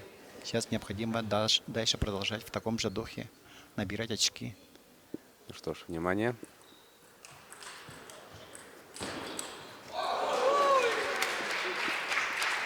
Ну что ж, длинные мячи у нас пошли. Интересный, очень зрелищный розыгрыш. 9-8.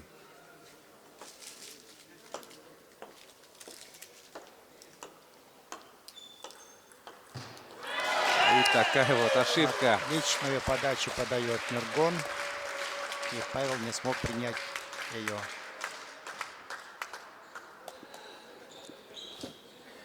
Ну что ж, Очень важное очко завоевали наши ребята.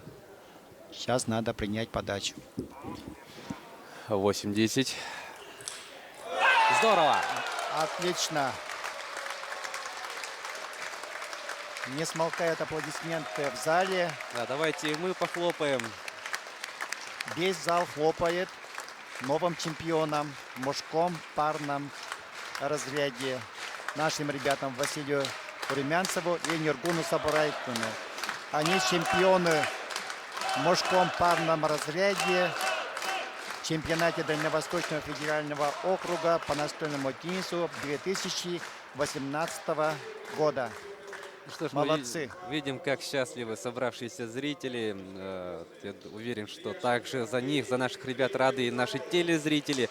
Ну и рады, конечно же, и мы с Василием Трифоновичем. Очень хорошую игру продемонстрировала наша пара в составе Василия Румянцева и Нургуна Сабарайкина. Здорово, здорово. Хорошую игру. Очень уверенно провели финальный матч. Да, 7-11, 9-11 и 8-11. 3-0. Уверенная, хорошая победа. И поздравляем Василия с Нургуном с тем, что они стали триумфаторами чемпионата Дальнего Востока в парном мужском разряде. Ну Молодцы. а Андрей Ильяшенко и Павел Бреднев, которые в свое время, да, по ходу турнира вот преподнесли такой сюрприз, пару сюрпризов, одолев более мастеровитых и именитых спортсменов. Вот темная лошадка, скажем так, да, вышли в финал. Ну и ничего не смогли противопоставить нашим теннисистам. Мы поздравляем представителей Амурской области с тем, что все-таки порадовали якутских зрителей своей игрой.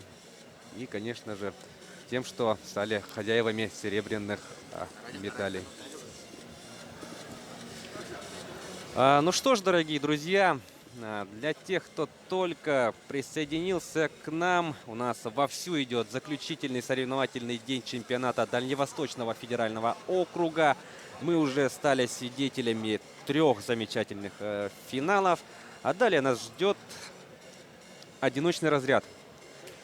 И начнется одиночный разряд у нас с женского финала, в рамках которого, кстати, стоит отметить, что это приморский такой финал получился у нас. 2 представительницы Приморского края скрестят ракетки. Это Виолетта Сафина, которую мы уже видели ранее, да, в предыдущих финалах.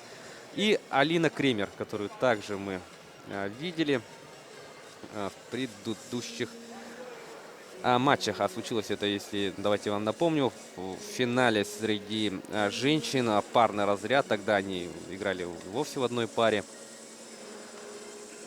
Только что вот защищали честь Приморского края в составе одной пары. И сейчас уже личный зачет, личный одиночный разряд — это совсем другой. И будет очень интересно понаблюдать за этим. Ну и на десерт, как мы отметили в начале нашей трансляции, нас ждет очень хорошая встреча,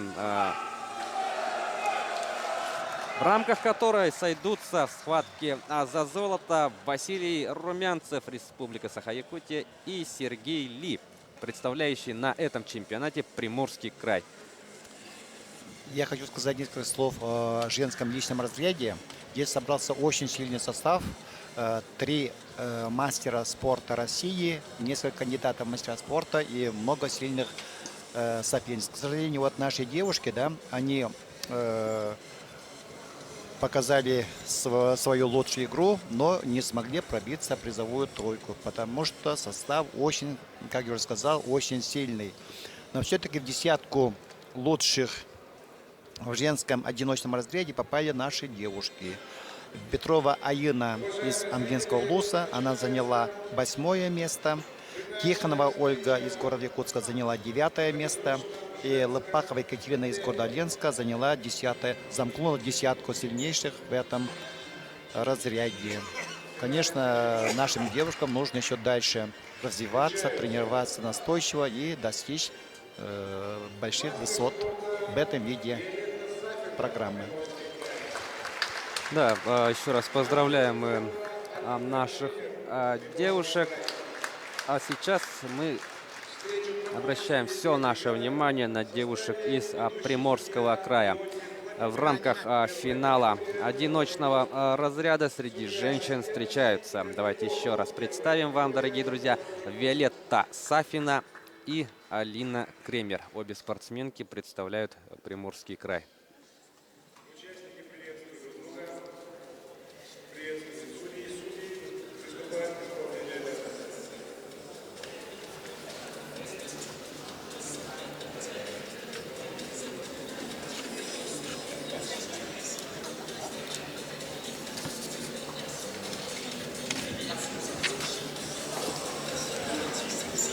Ну что ж, очень интересно будет наблюдать за этим финалом. Ранее у нас Виолетта Сафина и Алина Кремер стали обладательницами золотой медали в парном разряде среди женщин. Ну и сейчас обе тоже обязательно станут обладательницами медали, но уже вопрос, кто будет хозяйкой золотой, а кто серебряный. Действительно, ведущие спортсменки, да, в одном чемпионате по несколько медалей. Да, несомненным лидером на Дальнем Востоке является Приморский край. Там они воспитали много известных мастеров малой ракетки. Действительно, там созданы очень хорошие условия для воспитания вот таких больших мастеров малой ракетки. Мы 3 года тому назад ездили на чемпионат Дальневосточного федерального округа среди ветеранов. И там на Русском острове на базе Дальневосточного федерального университета созданы очень хорошие условия для занятия настольным теннисом. Там имеется специализированный зал для настольного тенниса, где постоянно стоят 16 столов. 16 столов. И там с утра до вечера занимаются молодежь, дети и взрослые. Ну, то есть не на пустом месте, конечно же, Естественно, да, появляются там, спортсмены естественно, высокого класса. Там есть тренеры очень высокого класса. Они готовят хороших спортсменов. У них очень много соревнований, очень много турниров. И они проводят совместные тренировки, совместные соревнования, турниры со спортсменами близлежащих государств. Это Китай, Южная Корея, Япония и так далее. Поэтому у них развитие идет быстрее. Ну и у нас тем временем счет становится 4-2 в пользу Кремер.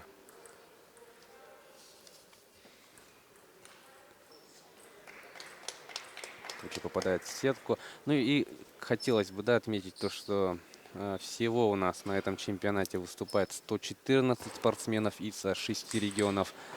И, конечно же, все прекрасно знают, что Дальний Восток, чемпионат Дальнего Востока является отбором на главный российский старт, Да. чемпионат России, который состоится в Пензе в феврале месяце.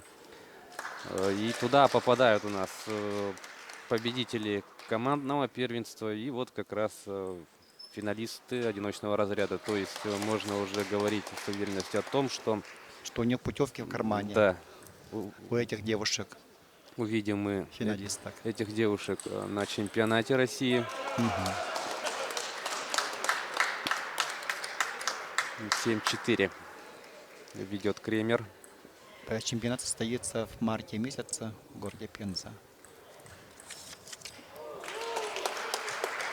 Ну, насчет месяца я не знаю, но просто вот в интернет-ресурсах Указано. было указано, что в феврале. Может быть, интернет-ресурс, на который я положился, был неправ. Но во всяком случае мы точно знаем, что он состоится в Пензе. И туда поедут сильнейшие спортсмены, которые будут выявлены на этом чемпионате, который проводится под сводами Дворца спорта 50 лет Победы. Кремер тем временем ведет уже 8-6.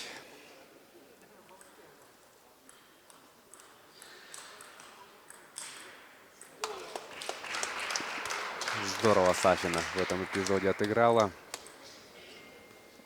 Здесь сидящие в этом зале с интересом наблюдают за игрой больших мастеров настольного тенниса. Здесь собрались и молодежь, и старый, и млад, как говорится, да. Все в основном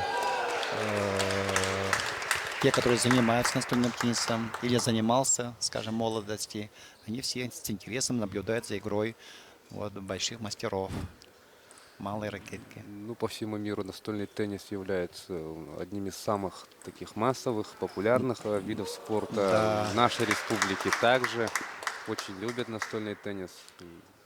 Это самый доступный и самый демократичный вид спорта. Да, и, конечно, как мы можем убедиться из этой трансляции, он очень телегеничный в том плане, что очень Игра интересно, красиво все смотрится. Динамичная, Да. быстрая. Игра идет. Особенно, когда играют равные соперники. Игра выдается Ну, как очень в данном упорной, случае, да, да? напряженной. Нервы иногда находятся, как говорится, на пределе. Ну и у нас баланс в первом сете на больше-меньше. Сейчас пойдем. Да, когда счет становится 10-10, игра идет на балансе. То есть спортсмен должен иметь разницу в 2 мяча. Мы сейчас Два ближе к очка. этому Сафина. Мгм.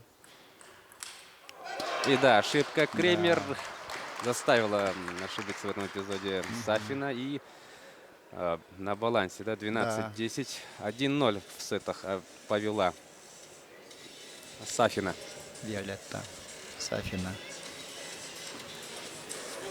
Ну что ж, да, мы сразу отметили то, что данная встреча получится очень интересной и напряженной. Девочки действительно показывают достойный финал. Ноздря в ноздрю у нас все идет.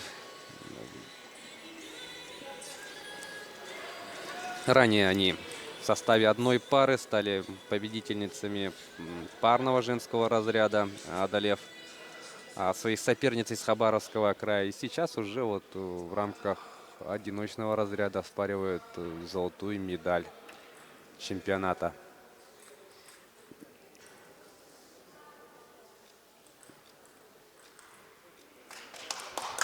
И игра в одиночном разряде. Судьи работают сидя. Ведущий судья, судья первой категории Владимир Леонтьев. Ему помогает судья также первой категории Егор Ситников.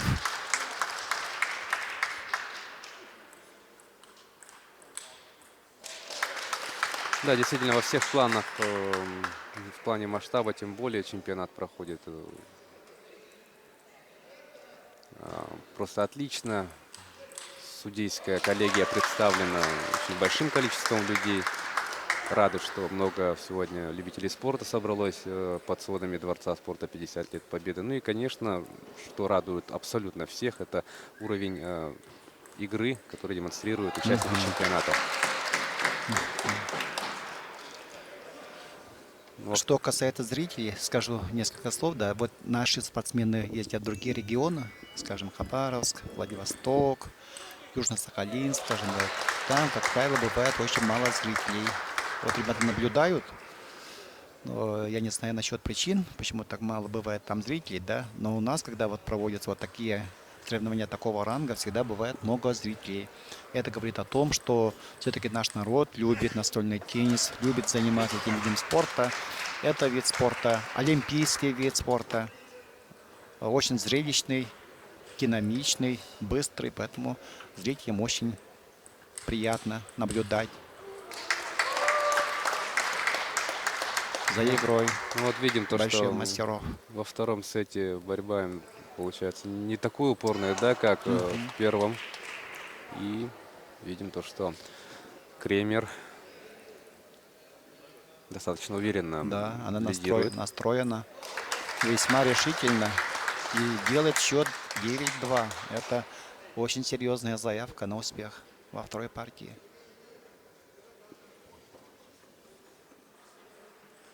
Что ж, 9-2, и Сафиной нужно отыгрываться.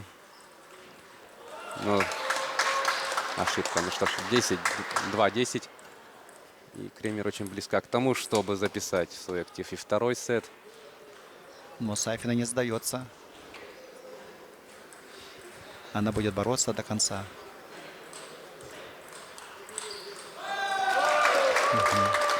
Все-таки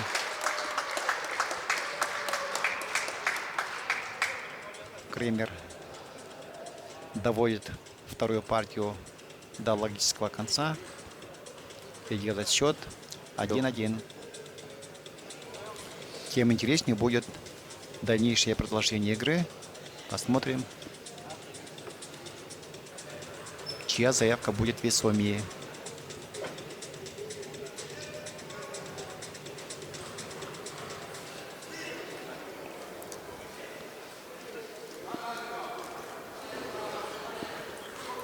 Ну что ж, равновесие в счете 1-1 по сетам. И у нас третий отрезок начался.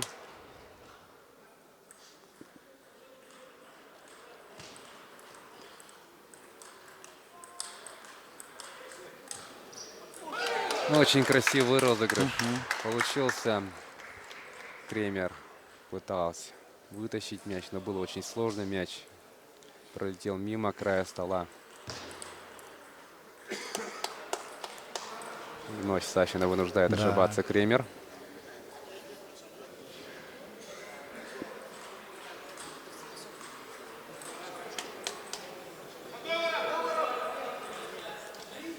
Небольшая заминка, после которой игра у нас возобновится.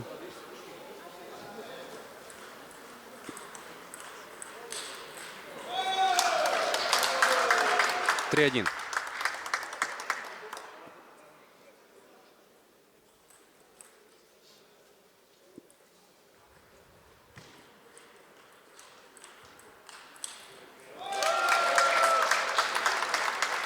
Ну что ж, сокращает отставание в счете Кремер.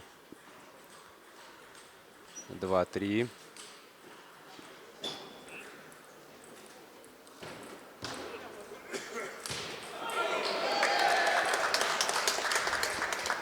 Проводит атакующий удар, но не попадает в ствол.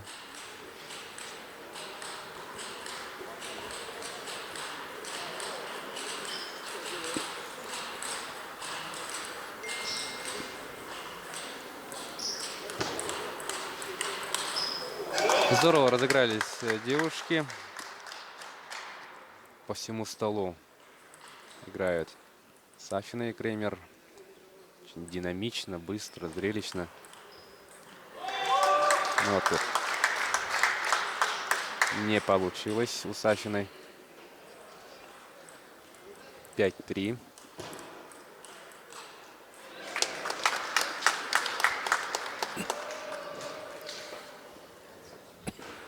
Ну что ж, по-прежнему Сафина ведет со счетом 6-3. В финале женского одиночного разряда.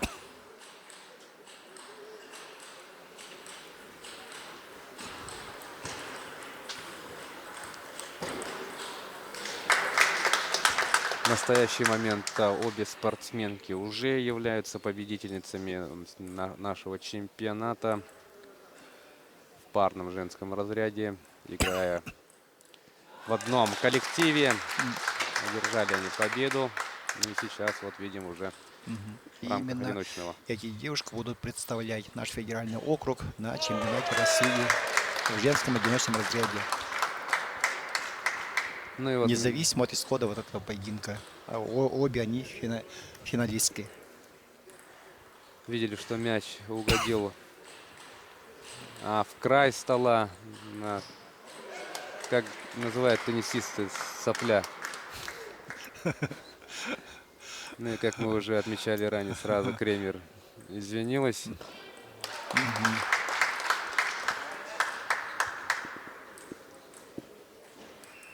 Ну что ж, не хочет, да, Кремеру далеко вперед упускать свою подругу. Никто не хочет уступить. Ну, от преимущества в счете ничего не осталось, считай. 8-7. Да.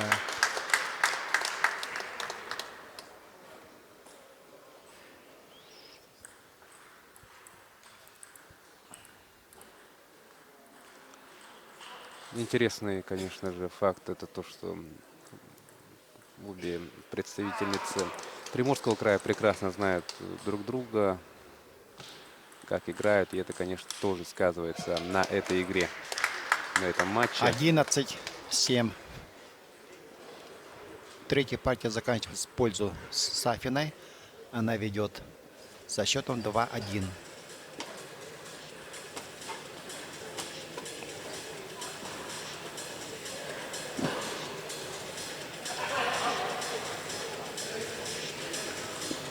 Для общей победы ей нужно выиграть еще одну партию. Но это будет очень сложно. Да, и в том случае, если ей удастся одолеть свою сокомандницу Алину Кремер в этом матче, Виолетта Сафина уедет домой с 2 золотыми медалями, что, безусловно, является очень хорошим результатом. Но это покажет игра. Да. Давайте понаблюдаем все за игрой этих девушек. Вот, да, мы видим 12-10, 3-7 и 11-7. Таким образом, 2-1 в пользу Виолетты.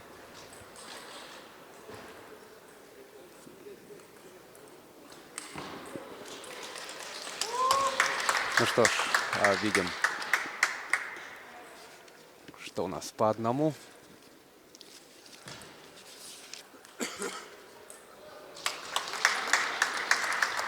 край стола не получилось играть в этом эпизоде Сафиной. 2-1. В сетку мяч угодил.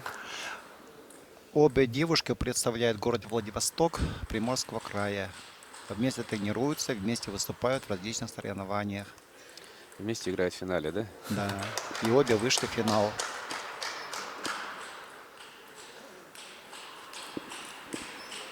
Но пусть сейчас и нет такого напряжения, как во время матча Василия Румянцева и Ниргуна Сабарайкина. Тем не менее, якутской публике очень нравится происходящее, ведь у нас все-таки лидирующие девушки играют.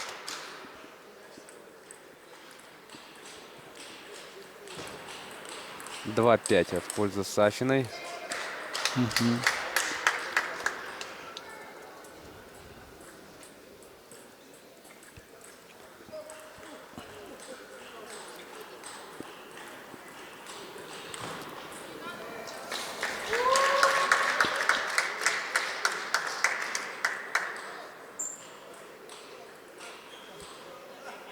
32 участницы боролись за право выйти в финал. Из всех них, вот, получается, мастеровитие на сегодняшний день являются Не Асафина смогла и выполнить Кремер. подачу Кремер. И счет становится уже 9-3 в пользу Сафиной. Очень близка она к золоту одиночного разряда. Посмотрим, что будет дальше. Кремер попадает в сетку. 10-3.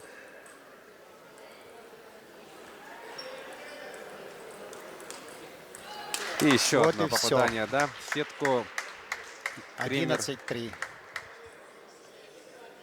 Алина Кремер капитулирует. — 3-1.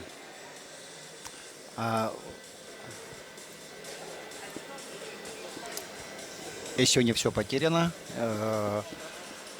Встречи проводятся из 7 партий до 4 побед. Счет пока 3-1 в пользу Сафиной. И борьба будет продолжаться. Ну, а линия Кремера, безусловно, будет очень тяжело вытащить данную встречу.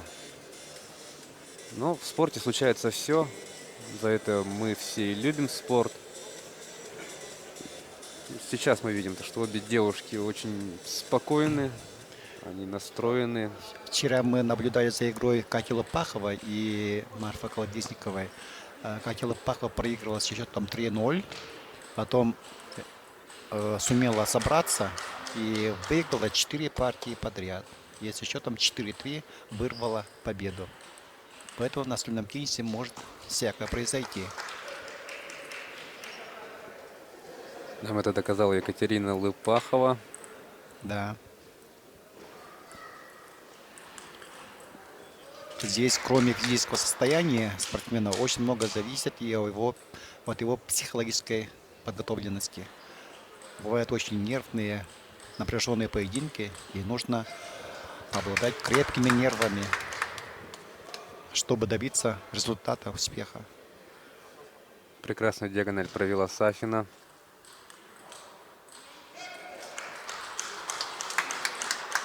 Еще одно. Опять вырывается вперед Сафина.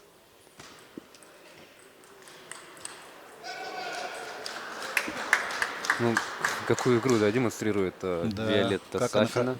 Как оно хорошо выполняет нападающий удар с правой стороны.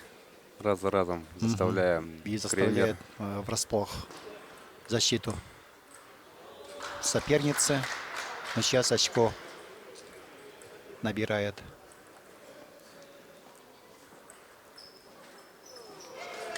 Ну, тут на ровном месте Кремер попадает в сетку. А тут уже сетка играет против Сафиной. Здорово. здорово сыграла на этот раз Кремер.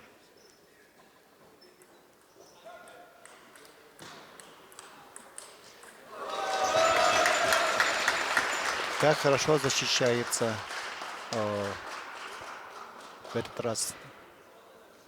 Провела защиту Кремер.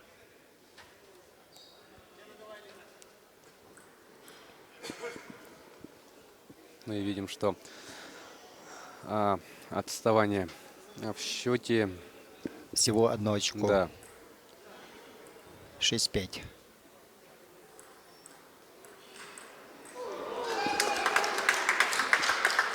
Не уверенно на воле это атакует Да. Сафина. Это называется пассивный прием. Она высоко подняла мяч. И к тому же неправильно выполняет подачу.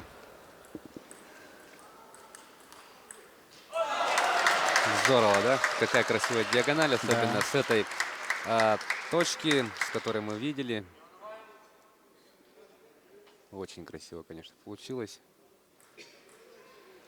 Ну что ж, снова Кремер пытается догнать свою сокомандницу.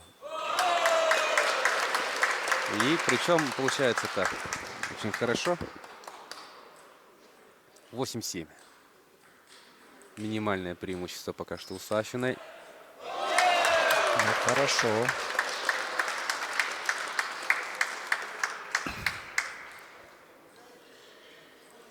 Восемь.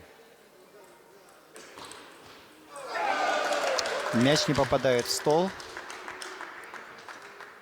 И вперед выходит Сафина. 9-8.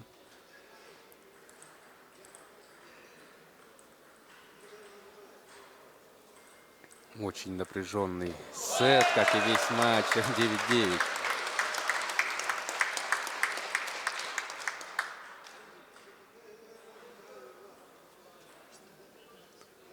Я думаю, в этом сете победит та спортсменка, которая лучше готова психологически, которая сильнее в моральном плане. Дрогнула Кремер. Таким образом, Сафина очень близка к тому, чтобы держать победу. Вот и победа. Да, и, конечно же, жмут друг к другу руки Виолетта и Алина. И мы, конечно же, приветствуем победительницу чемпионата Дальневосточного федерального округа в одиночном женском разряде. Поздравляем мы Виолетту Сафину, мастера спорта России, с тем, что она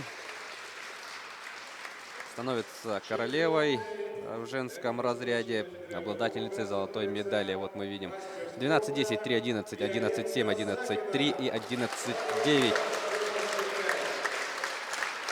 Очень красивую игру нам продемонстрировали представительницы Приморского края. Напомню, что обе спортсменки из города Владивосток, что Алина Кремер, что Виолетта Сафина. Ну и вот, и они, еще раз вам напомню, что эти девушки, играя в одной паре, стали победительницами еще и парного разряда. Таким образом, Виолетта Сафина едет домой с 2 золотыми медалями, ну а Алина Кремер с золотом и с медалью серебряного отлива.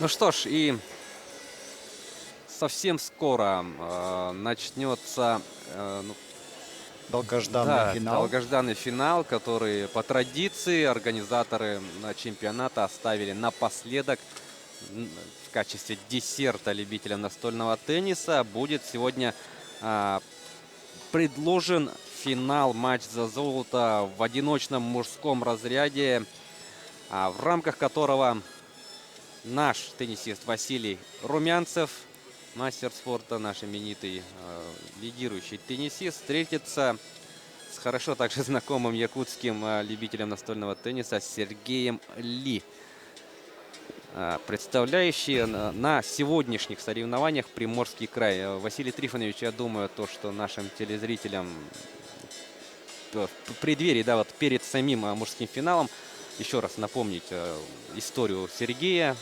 Ли. Ранее он 5 лет, 6 лет отыграл-то в составе, да? Да, могу сказать, что это Сергей наш зять Сунтарского улуса. У него же жена из села Сунтарского улуса. Он впервые приехал работать тренером в Сунтаре Сунтарского улуса. Где-то проработал около года, потом переехал в город Мирный и стал там тренировать детей по настольному теннису. Стал работать тренером по настольному теннису. Но, к сожалению, надо сказать, что за время своей работы Сергей Владимирович не смог вырастить ни одного способного ребенка, хотя такие возможности были, потому что город Мирный очень большой, крупный город, да, там живет много детей, много взрослых. Можно было за это время подготовить хотя бы, скажем, одного-двух способных ребят, которые могли бы побороться за высокие места по республике. В данное время он тренером уже не работает, он работает инструктором по спорту в АК «Алроса». Но, тем не менее, отрадно видеть, что Сергей не теряет форму. Он вчера в ожесточенных схватках сумел пробиться в финал мужского одиночного разряда. Это говорит о многом. Позади остались такие признанные лидеры настольного тенниса. Сергей Ли на ваших телеэкранах. Сергей, как Егор Тимин, Михаил Бутылев и другие мастера. Ну и вот и Василий Румянцев. Видим, что оба спортсмена настроены Василий, решительно. естественно, наш лидер настольного тенниса. Он является мастером спорта России. И в конце прошлого года Василий принимал участие в клубном чемпионате России. Он обычно проводит 4 этапа. 2 этапа он отыграл в составе команды «Родина» Архангельской области. И где-то в феврале и в марте этого года будет проводиться 3-й и 4-й этапы клубного чемпионата России. Мы думаем, что Вася там приобрел немалый опыт игры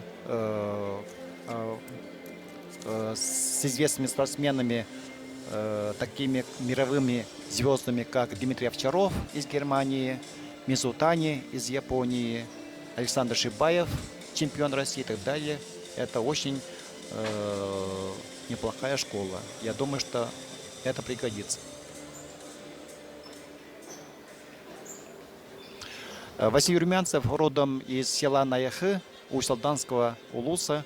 И его отец Иван Васильевич Румянцев сам тоже неплохой теннисист. Он с малых лет обучил своего сына вот к этому прекрасному виду спорта. И большая заслуга в том, чтобы он стал мастером спорта России. Ну что ж, приветствуем участников финала долгожданного события нашего чемпионата. Приветствуем. Сначала представляем вашему вниманию Василий Румянцев. И против него тоже мастер спорта Сергей Ли, представляющий Приморский край. Ну и в полуфинале Василий Румянцев одержал победу со счетом 4-2.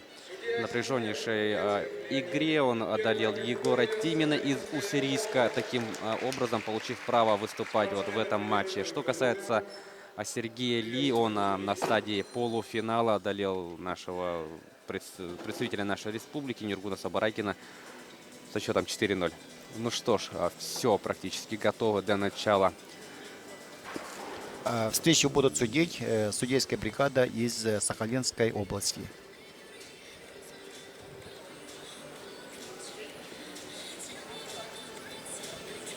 Ну что ж, Василий Трифонович, на вашей вот памяти встречи Сергея и Василия как обычно проходили? Но, насколько мне известно, если мне не изменяет память, встреча между этими двумя соперниками, Василием и Сергеем, счет равный. Счет равный, и сегодня, скажем, кто-то из них должен победить. Выйти в лидеры, да? Да. В этом противостоянии. Да, это действительно большие мастера, известные спортсмены в нашей республике, и их игра всегда доставляет истинное удовольствие всем любителям настольного тенниса. Мы с удовольствием будем наблюдать за этим, за игрой этих больших мастеров.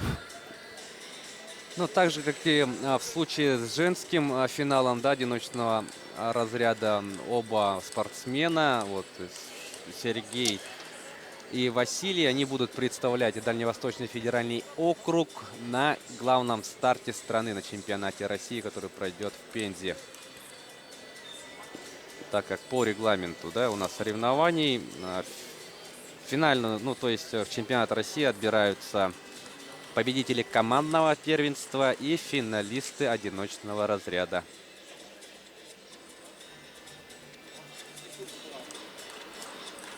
Ну что ж, заметно оживилась у нас публика во Дворце спорта 50 лет Победы. Это у нас заключительная игра. Напоминаем вам, что мы сегодня до этого увидели 4 финала в различных разрядах.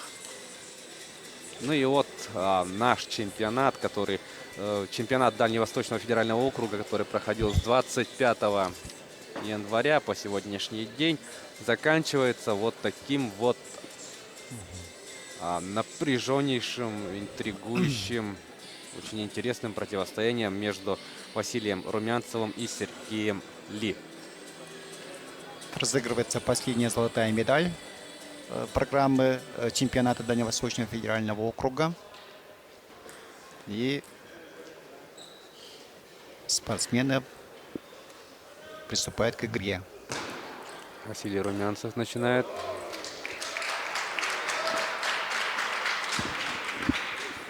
Первое очко присуждается Сергею Ли.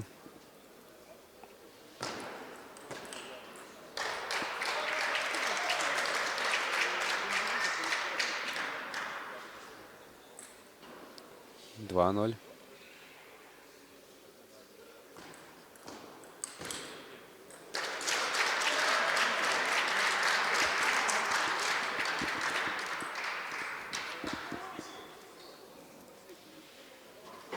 Счет тем временем уже 3-0.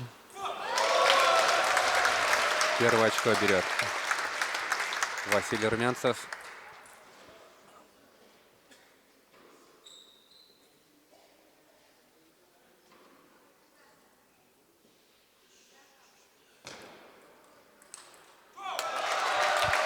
Отличный нападающий удар проводит Василий. И счет становится 2-3. Да, сокращает отставание до минимума.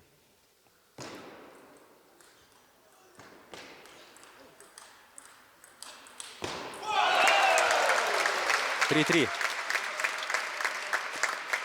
Сравнивает счет.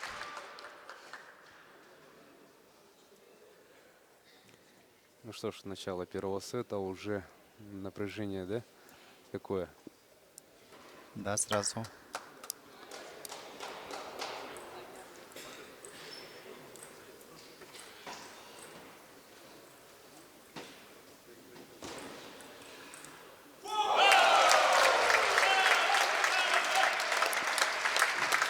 Дважды подряд мяч после удара Сергея Ли не попадает в игровую зону. Третий раз подряд. Ну, конечно же, в этом заслуга Василия Румянцева. Таким образом, 5-3 впереди Василий.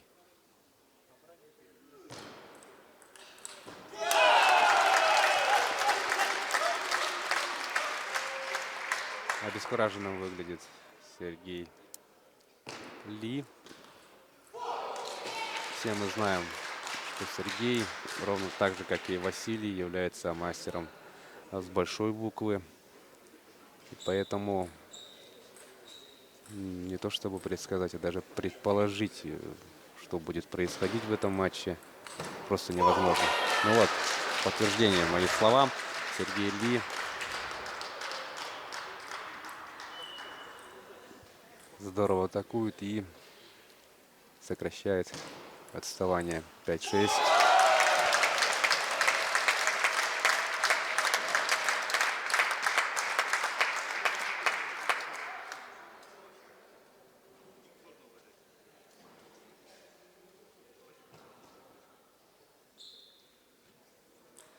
Семь, 5. Подает Румянцев.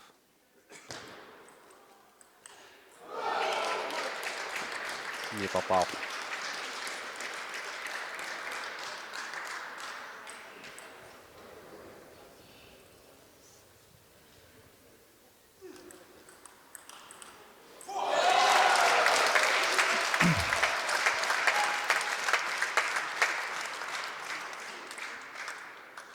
Шесть, 8.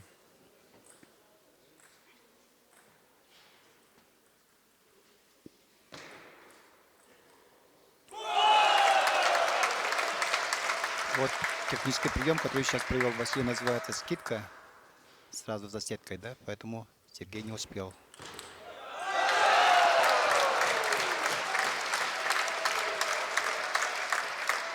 Ну что ж, 10-6.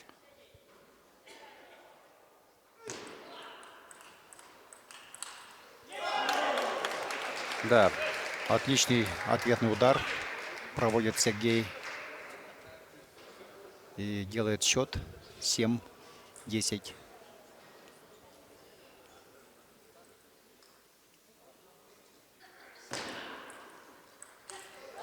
ай.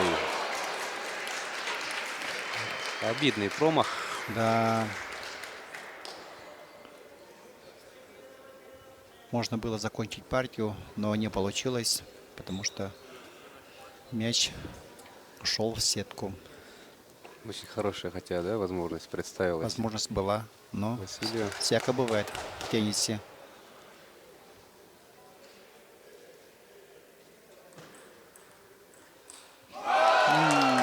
И такой вот, Да, ошибка мяч Сергея попадает в край Ли. ракетки и лежит далеко в аут. Первую партию выигрывает Василий Румянцев со счетом 11-8. Ну что ж, 11-8 и 1-0 по сетам в пользу Василия Румянцева.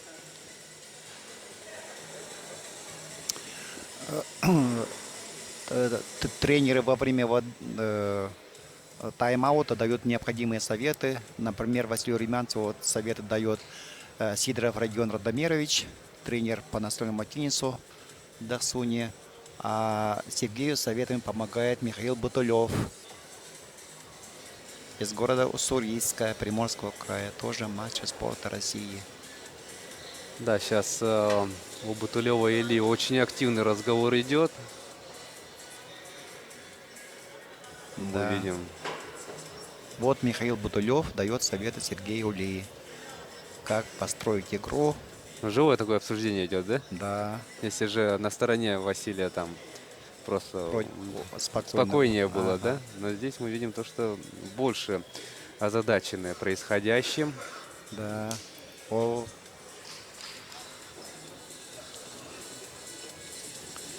Сергей наверняка сейчас что-то изменит в своей игре и в своей тактике ведения игры.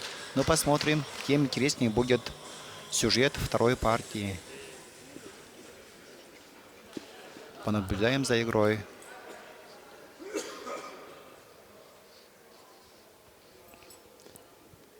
Итак, второй сет стартовал.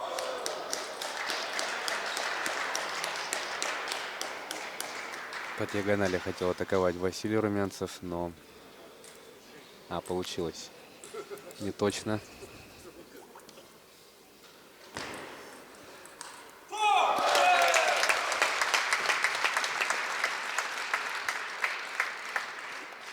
По одному.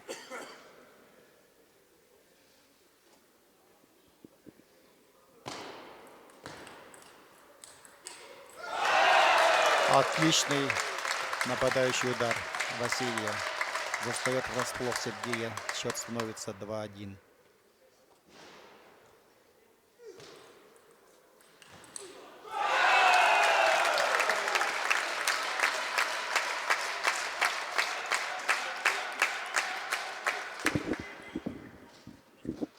Один, 3 в пользу Румянцева.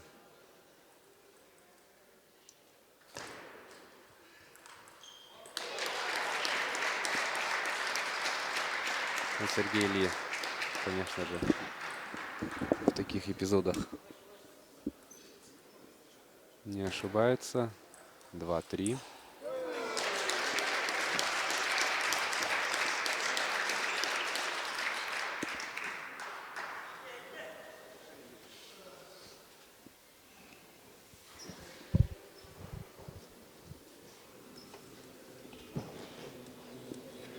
Да, вот 6 очков у нас в этом сете есть. Спортсмены имеют там, если не ошибаюсь, 15 секунд на то, чтобы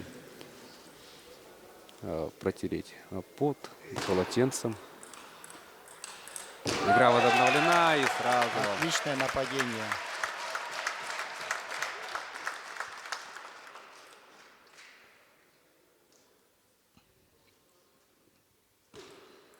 Четыре 3.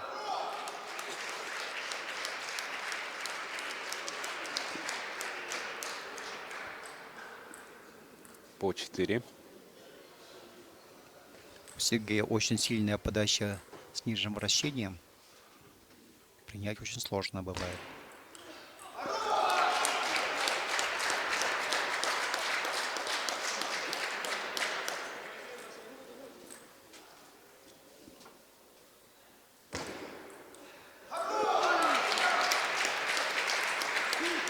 Ну, дважды Василий не смог совладать подачей Сергея.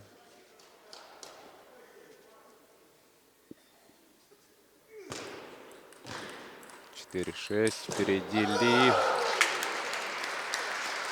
7-4.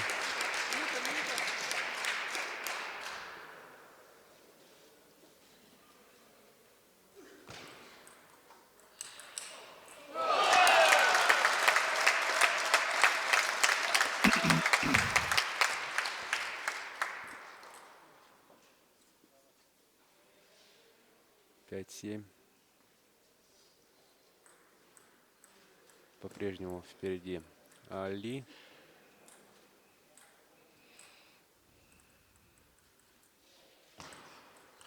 И в живот здорово играет. Да, Василий. Василий все-таки приспособился к подачам Сергея и начал нападать сразу с первого раза. Но тот же Сергей попробовал подать иначе. Не получилось.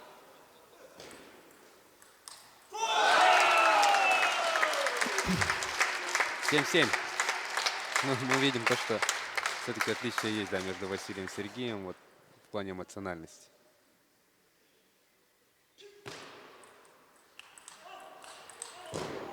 Ой, как здорово. Какая защита.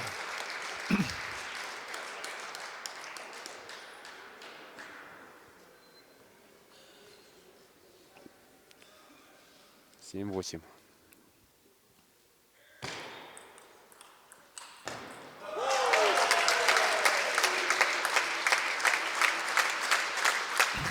Игра выровнялась.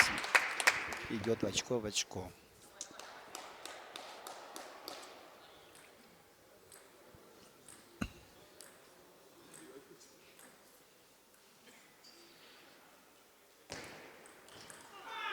И снова, да, повторилась та же ситуация, которая была пару минут назад. Подача Сергея, и Василий моментально играет сразу в живот. Атакует. Да.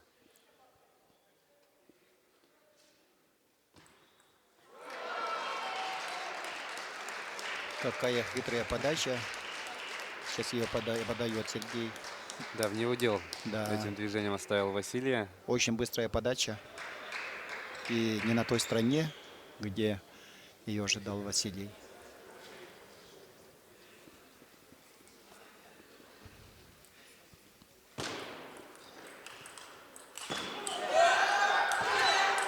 И какой розыгрыш заканчивается Великолепный розыгрыш. результативным действием Василия. Ну что ж, дорогие друзья, это финал. 10-9.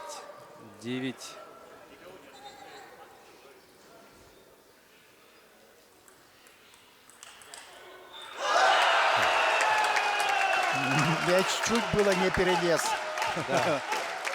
Но все закончилось удачно для Василия. Ну что ж, 11-9. И по сетам 2-0 у нас ведет Румянцев. Ну вот, давайте посмотрим за яркими моментами у нас второго сета. Упорнейшая у нас борьба, конечно же, идет, дорогие друзья.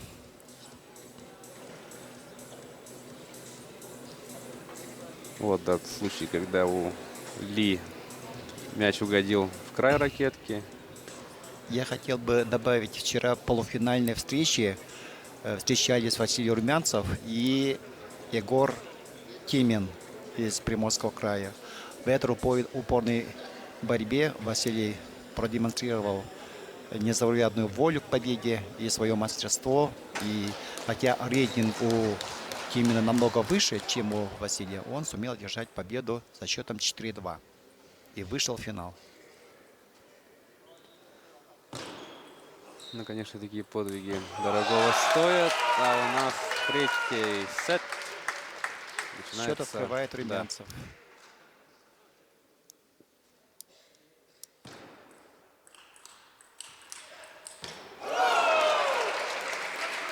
Еще один очень такой красивый розыгрыш.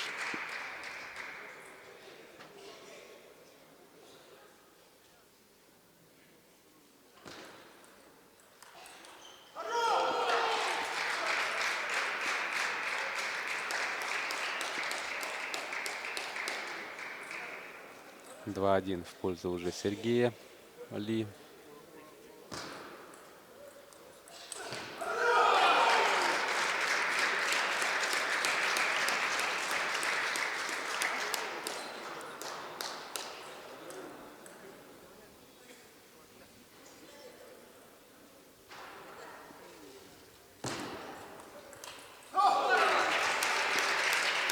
Ну и выпускает вперед своего оппонента Василий.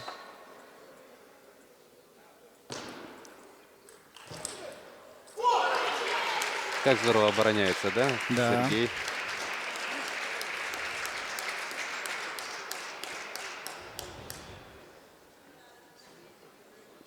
Что кажется... В этой партии Сергей настроен решительно весьма. Да, нашел свою игру. Да, все время встречает нападающие удары соперника. Все, что задумывает, получается, да. Ровно в край стола сыграл Сергей. После чего Василий, вот мы видим, очень далеко отправил мяч. 6-1.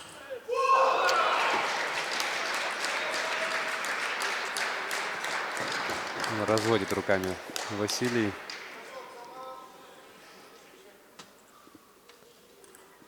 Семь 1.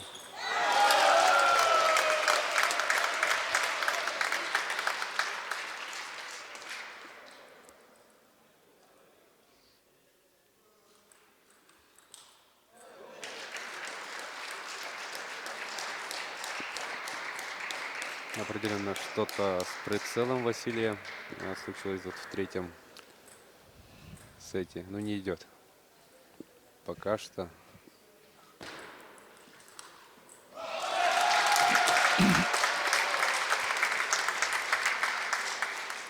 Восемь 3.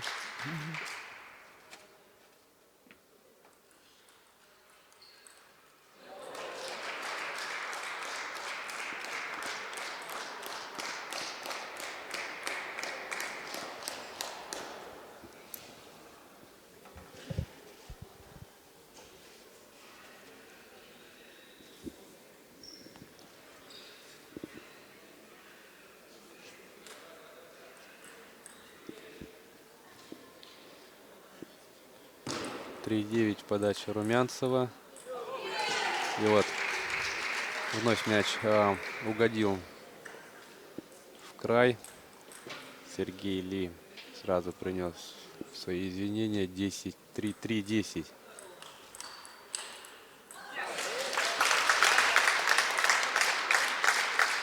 Красота, да и только.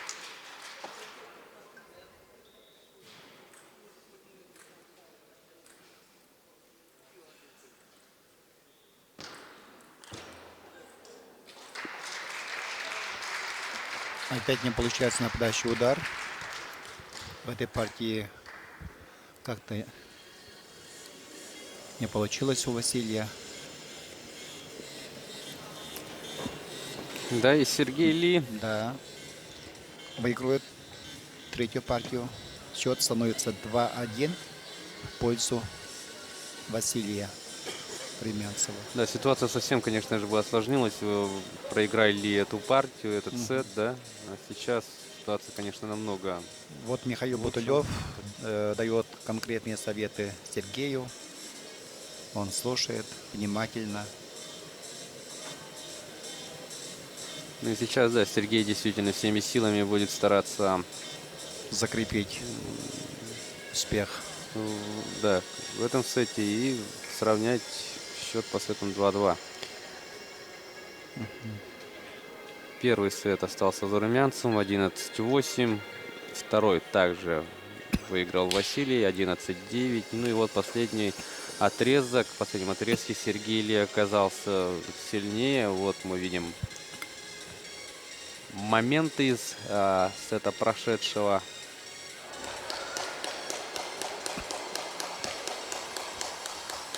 И что сейчас нам предложит Василий Румянцев, очень интересно.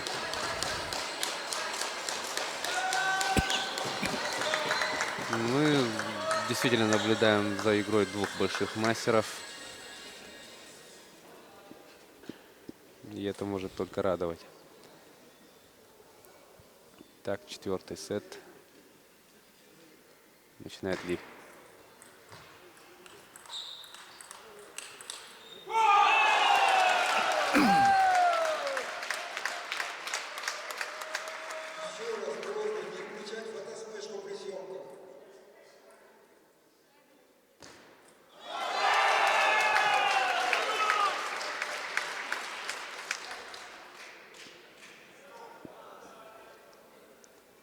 Два 0.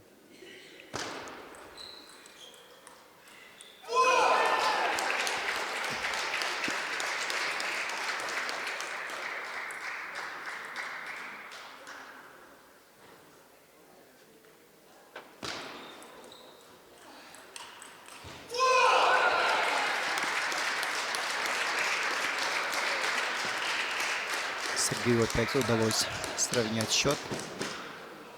2-2.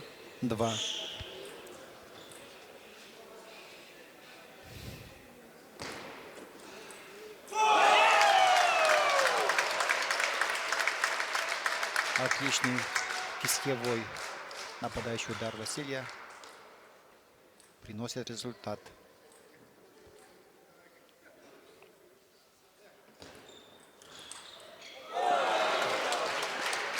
Ну, просто, да, действительно игра Да, больших красиво. мастеров.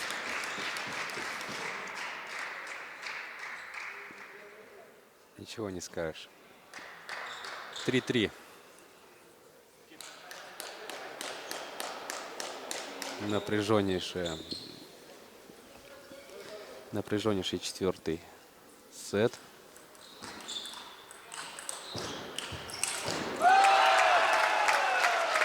Зрелищный, очень зрелищный розыгрыш получился. Но с атакующим ударом, конечно, немного не повезло Сергею.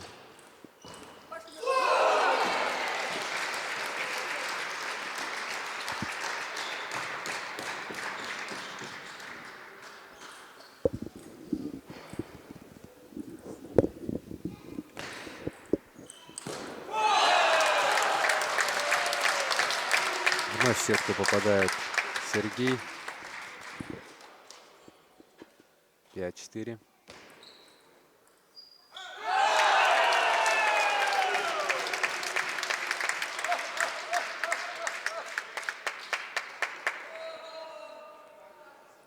Отрыв в счете вырос до 2 очков.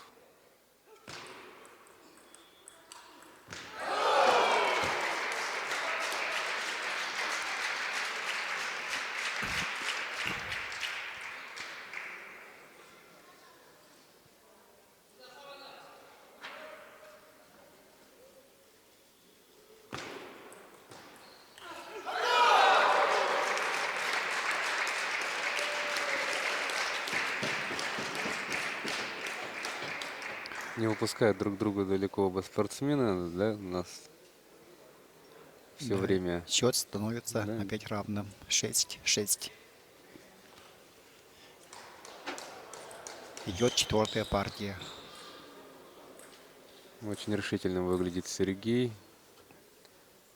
Мы прекрасно видим, как он заряжен на этот сет. И как здорово, да? Вот это красота. Геометрия настольного Это тенниса, да? действительно самый красивый розыгрыш. И публика аплодирует.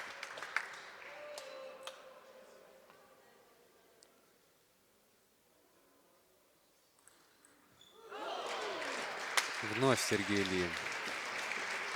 С хитрой подачей заставил врасплох Василия. 7-7.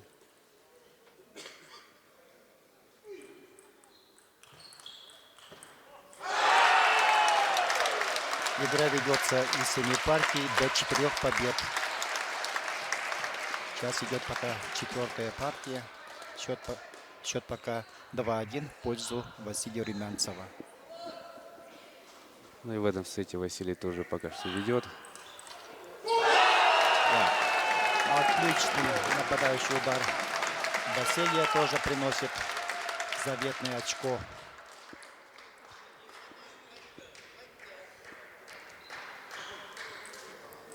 Семь 9.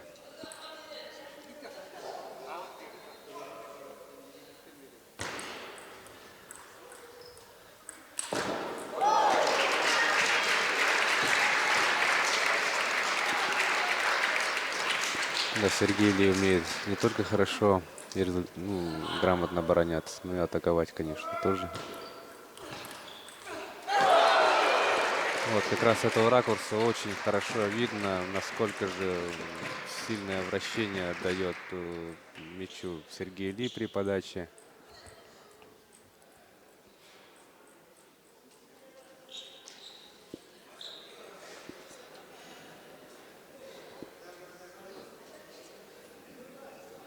Ну что ж, Да, игра, конечно, не оставляет никого равнодушным. Очень красивая, зрелищная игра больших мастеров. и тайм-аутом своим воспользовался Василий Румянцев. Ну и вот. Повтор о действии от текущего сета.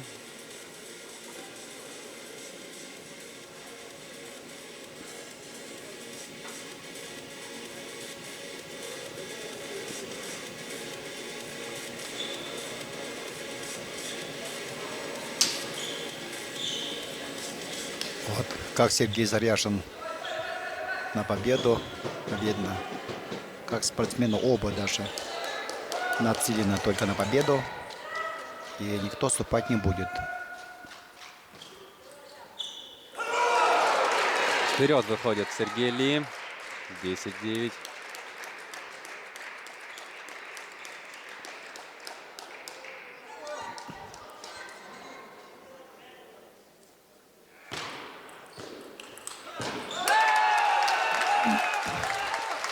Ну что ж, Отличный нападающий удар. идем на больше-меньше. Сейчас Сейчас игра пойдет на балансе. победу в данном сете одержит спортсмен, который обеспечит преимущество в 2 очка. И первый в эту сторону шаг делает Сергей. Да, это очень хороший блок он подставил нападающему удару.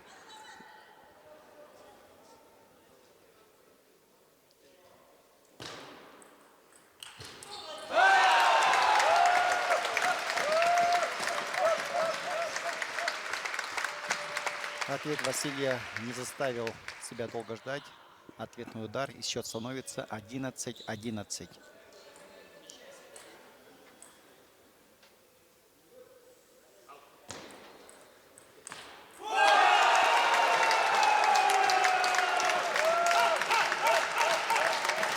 Да, не попал по столу Сергей. И 12-11 вперед выходит Василий Румянцев. И да, Отличный берет удар. все-таки сет Василий Румянцев. Какой удар! На радость местной публики Василий Румянцев со счетом 13-11 побеждает в этом сете и делает счет 3-1. 3-1. Хорошая заявка на золото чемпионата. Почему на радость зрителям говорим? Потому что, несмотря на то, что Сергей Ли, конечно же, много играл в Якутии, на данном чемпионате он представляет Приморский край. Ну что ж, 3-1. Василий Румянцев в тяжелейшем сете, да, смог собраться. Да. Он сначала проигрывал в счете, Да. сумел собраться, концентрироваться и довести партию до конца. Это очень большие усилия нужно приложить. Молодец. Так бы нужно до конца. Очень эмоционален, конечно, Сергей Ли.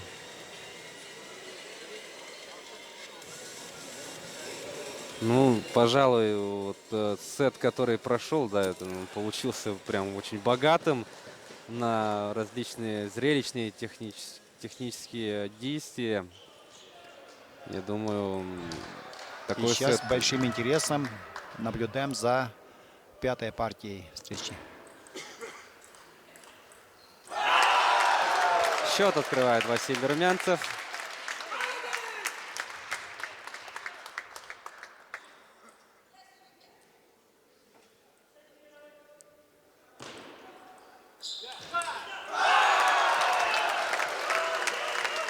Вперед сразу вырывается Василий. Делает счет 2-0, но вся борьба впереди.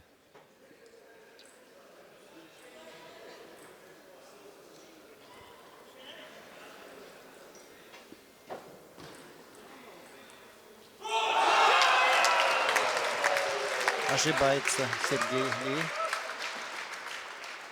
Он берет тайм-аут.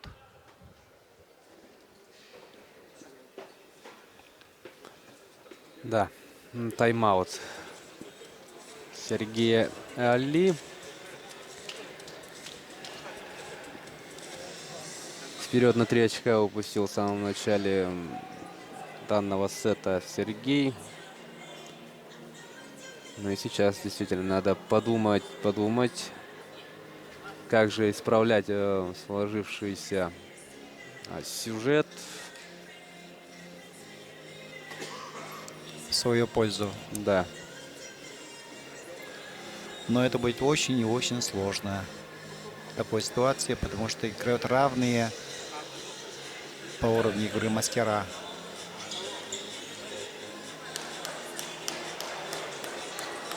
Упорные годы тренировок, многочисленные соревнования. И вот результат.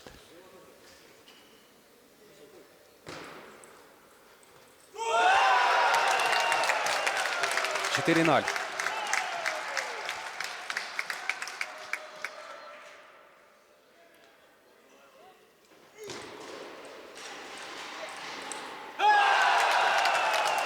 Отличный удар проводит Василий.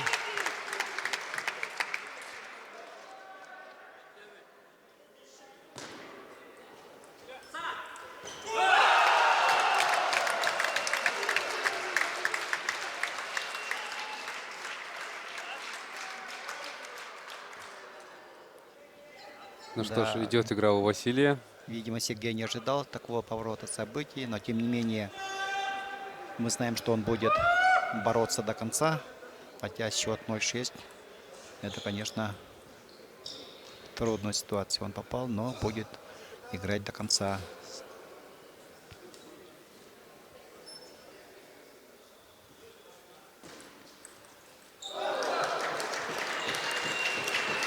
Один шесть. Ошибается Василий. И свой счет открывает Сергей.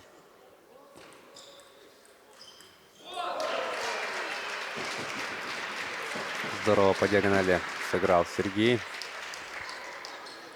Да, отличный крученый удар справа проводит Сергей.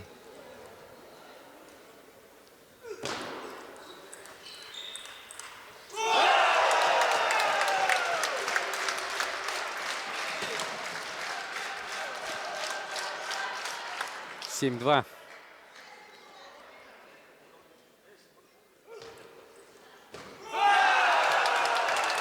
Опять ошибается Сергей. Счет становится угрожающим.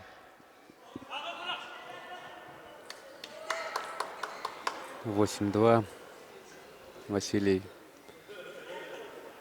потихоньку все ближе и ближе к золоту чемпионата. Сделан еще один шаг. 9-2. И сейчас подавать будет Сергей.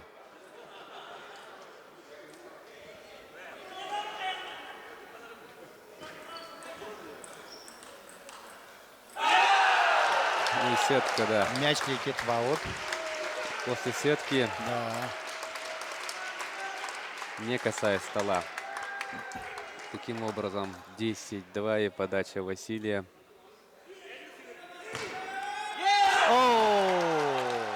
И Василий Зал Румянцев. стоя аплодирует новому чемпиону Дальневосточного федерального округа по настольному теннису Да, тут зрители прям в вскочили. одиночном мужском разряде. Как радуются зрители! А мы радуемся вместе с ними. И тоже поздравляем Василия Румянцева с золотой медалью чемпионата Дальневосточного федерального округа в мужском одиночном разряде. Ну что ж, это действительно Сергей с Василием подарили нам такой матч, который удовлетворит запросы любого гурмана, да, настольного тенниса. Прекрасную встречу провели спортсмены, за что мы им очень благодарны. За что мы благодарны всем организаторам, всем болельщикам. Да, это очень красивая и уверенная победа Василия Румянцева.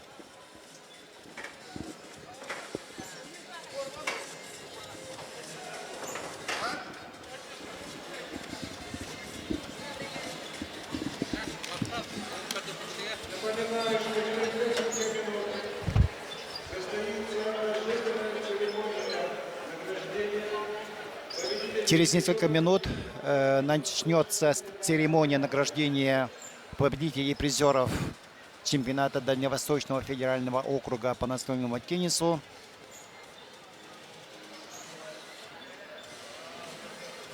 Мы все любители настольного тенниса очень довольны победой Василия Румянцева в мужском одиночном разряде. Он в решающем поединке победил сильного мастера Сергея Ли.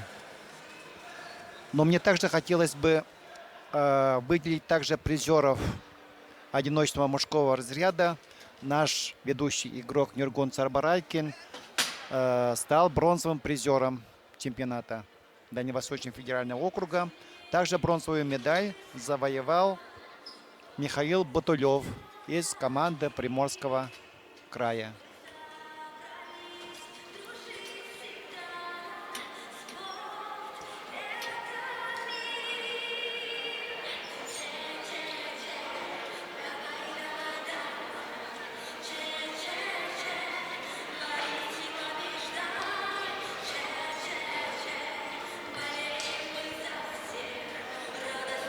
В данном чемпионате в личном мужском разряде и в женском также приняло участие много наших молодых перспективных спортсменов. они приобрели на этом чемпионате большой урок, играя с ведущими мастерами Дальнего Востока. Для них это, несомненно, очень большая школа, очень хороший урок.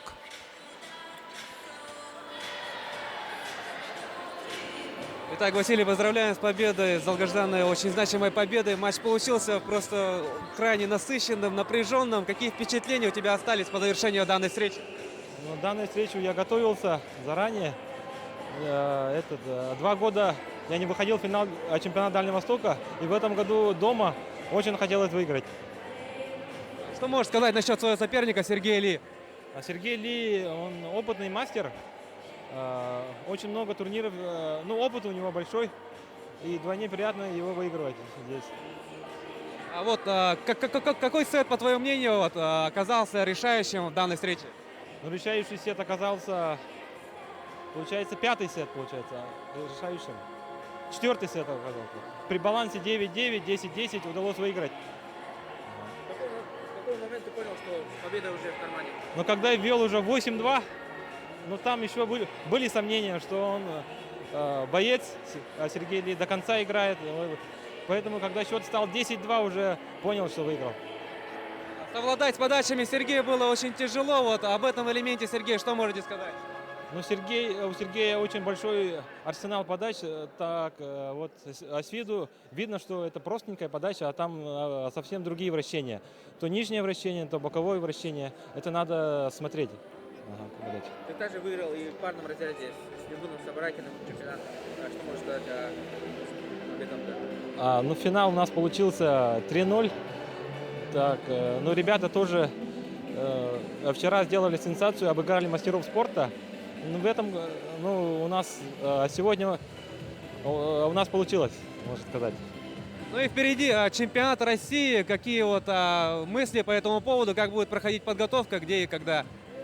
Я вот играю в премьер-лиге российской, клубном чемпионате России. Вот в середине февраля у нас как раз тур будет. Там играют сильнейшие игроки мира. Там я играю за клуб Архангельска. И там, наверное, буду подготовка к чемпионату России, турнир будет.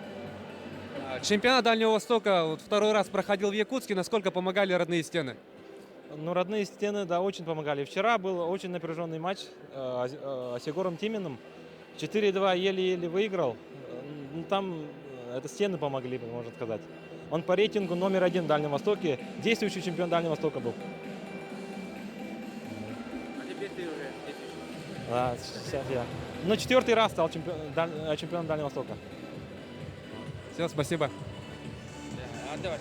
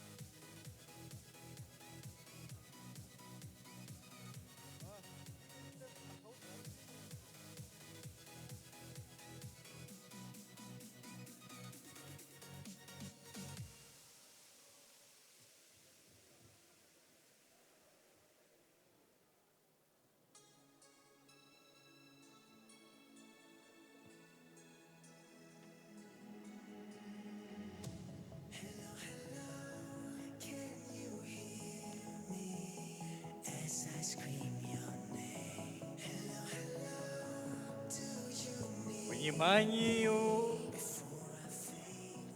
победителей и призеров чемпионата Дальневосточного федерального округа 2018 в городе Якутске. Просьба собраться для торжественного награждения у трибун входной двери.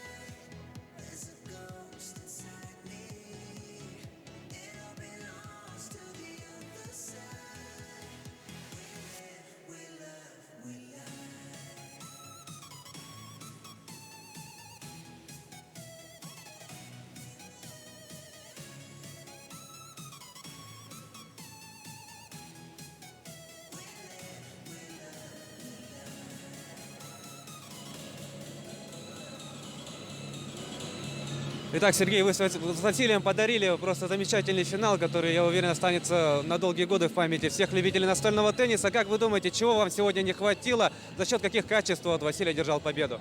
Я думаю, что Василий вообще к этому чемпионату очень хорошо подготовился. Не хватило, конечно, в первую очередь скорости. По скорости Василий как бы меня переигрывал. Мне только оставалось маневрировать игру.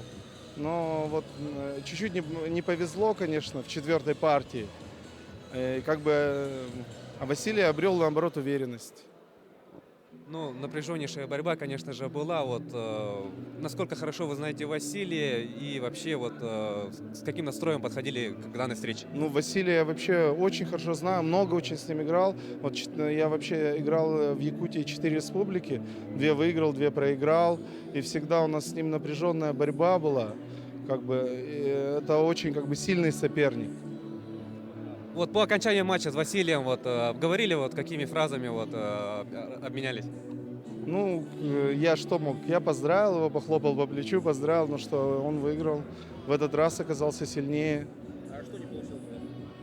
Ну, у меня не получилось. Я вот только что говорил об этом. Скорости не хватило, в общем. Немножко, я, конечно, не подготовленный, у нас. Живу в Мирном. Там спаррингов нет, ничего нет, не тренируюсь А в целом, если брать турнирную сетку, состав, который приехал, по вашему мнению, насколько интересный, сильный состав собрался под сводами Дворца спорта? Состав собрался довольно сильный. Тем более, играл там Тимин, мастер спорта, прилично играющий, входил в сборную России по юниорам.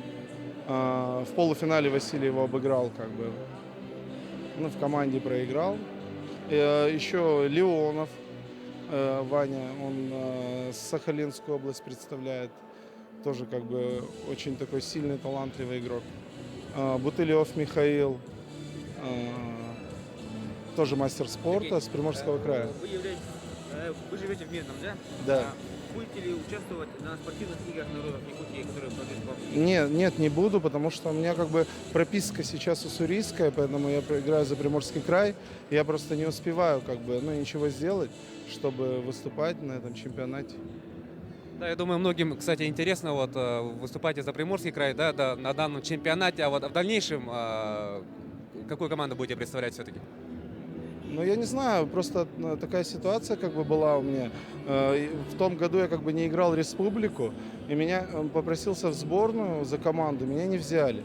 Поэтому я решил играть за Приморский край.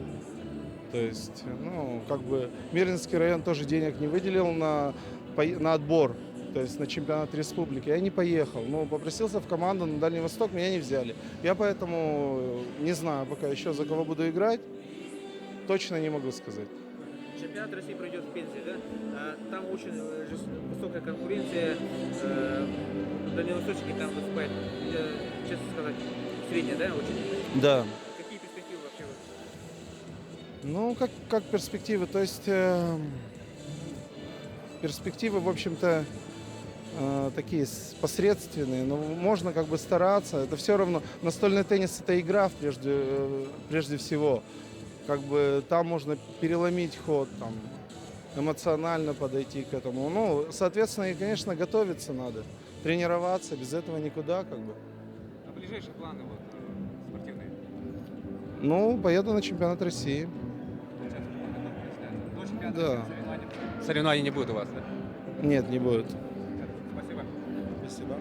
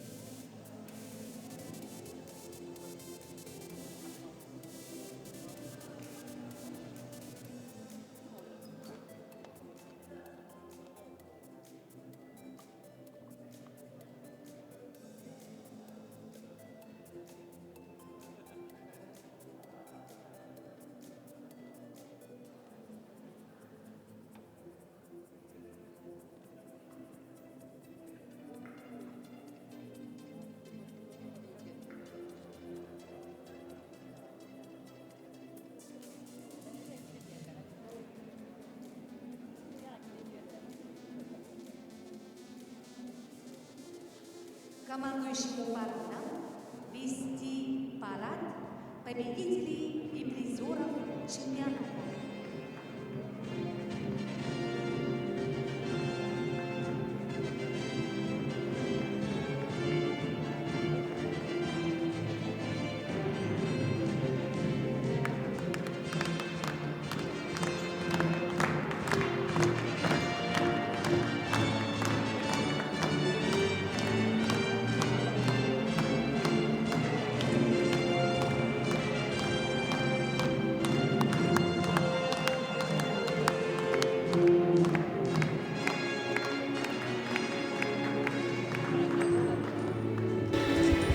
Ну что ж, дорогие друзья, пришло время подводить итоги чемпионата Дальневосточного федерального округа по настольному теннису среди мужчин и женщин. Соревнование у нас проходило с 25 по сегодняшний день, по 28 января, под сводами Дворца спорта «50 лет Победы». Сегодня мы вместе с вами насладились заключительным соревновательным днем, который подарил нам 5 захватывающих матчей, по итогам которых вот в настоящий момент определены все победители и призеры чемпионата. И с минуты на минуту мы будем чествовать сильнейших теннисистов Дальнего Востока, которые в скором времени представят федеральный округ на чемпионате России, который пройдет в городе Пенза. Президент Ассоциации Сахана-Спорт Александр Николаевич Кимкимен. Руководитель управления физической культуры и массового спорта. Напомним, что на этом чемпионате участие принимало 114 спортсменов из 6 регионов. Это включая Хабаровские, Приморские края, Амурскую, Сахалинскую, Магаданские области и, конечно же, команда нашей республики. Ну что ж, приветствую бронзовых призеров.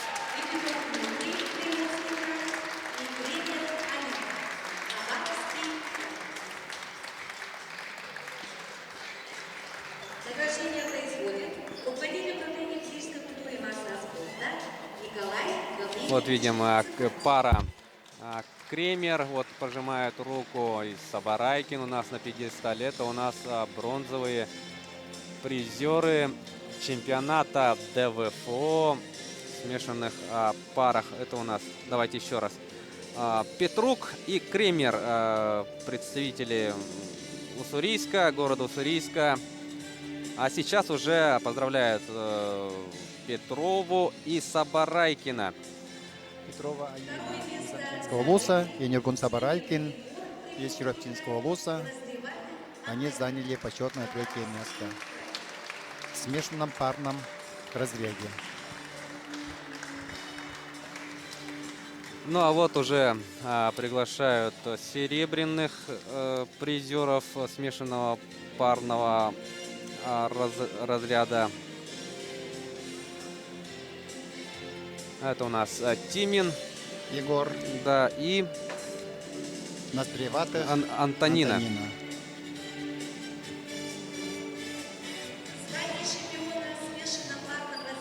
Да, вот видим то, что награждение проводит начальник управления физической культуры и спорта и массового спорта Николай Гаврилович Цепандин.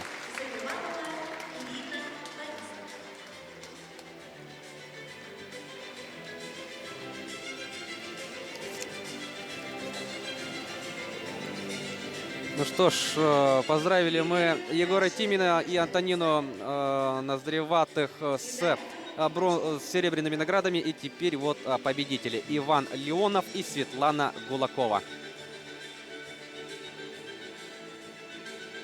Очень зрелищный нам финал продемонстрировали эти пары. И вот Иван Леонов и Светлана Гулакова, триумфаторы данных соревнований, с чем мы их и поздравляем. Вот они, победители и призеры в смешанном парном разряде чемпионата Дальневосточного федерального округа. Начинается награждение в парном разряде среди женщин. Награждение производит главный судья соревнований, судья всероссийской категории. Да, сейчас будем чествовать призеров и победителей парного разряда. Женщины. Женский парный разряд.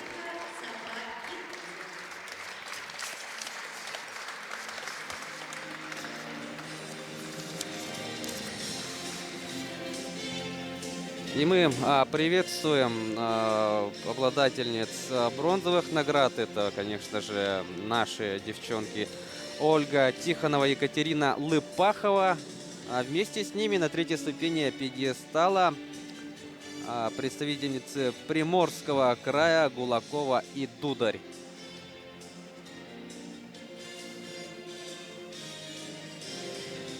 Второе место заняли Назреватых Антонина и Ветрик Евгения. Ну и приветствуем серебряных призеров. Это у нас Евгения Ветрик и Антонина Наздреватых, извините, представительницы Хабаровского края. Награждение проводит главный судья чемпионата, судья международной и всероссийской категории Александр Неустроев.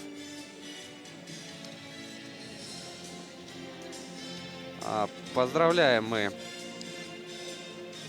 Антонину Наздреватых и Евгению Ветрик.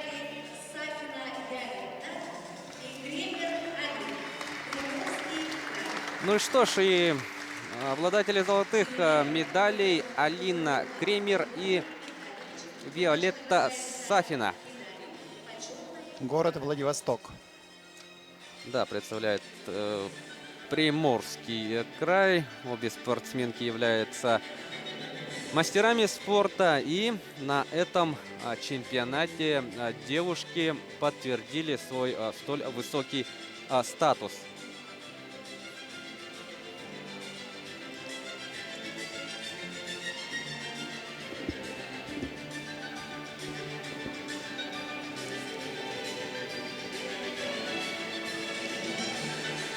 Ну и, наверное, дорогие друзья, вы уже догадались, что следом пойдет награждение также парного разряда, но теперь уже среди мужчин.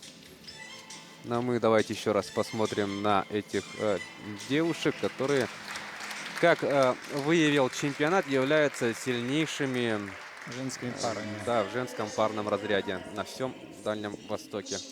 Ну что ж, и мужчины. Председатель Конституционного суда Республики Саха-Якутия, президент Ассоциации Саха-Спорт Александр Николаевич Кимен.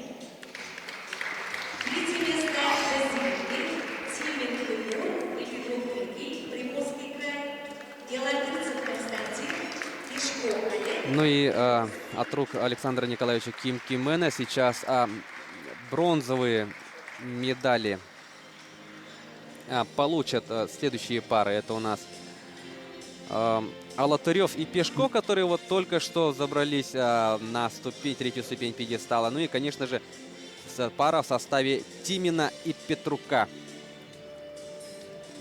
Вот именно эти спортсмены удостоились бронзовых наград чемпионата в парном мужском разряде.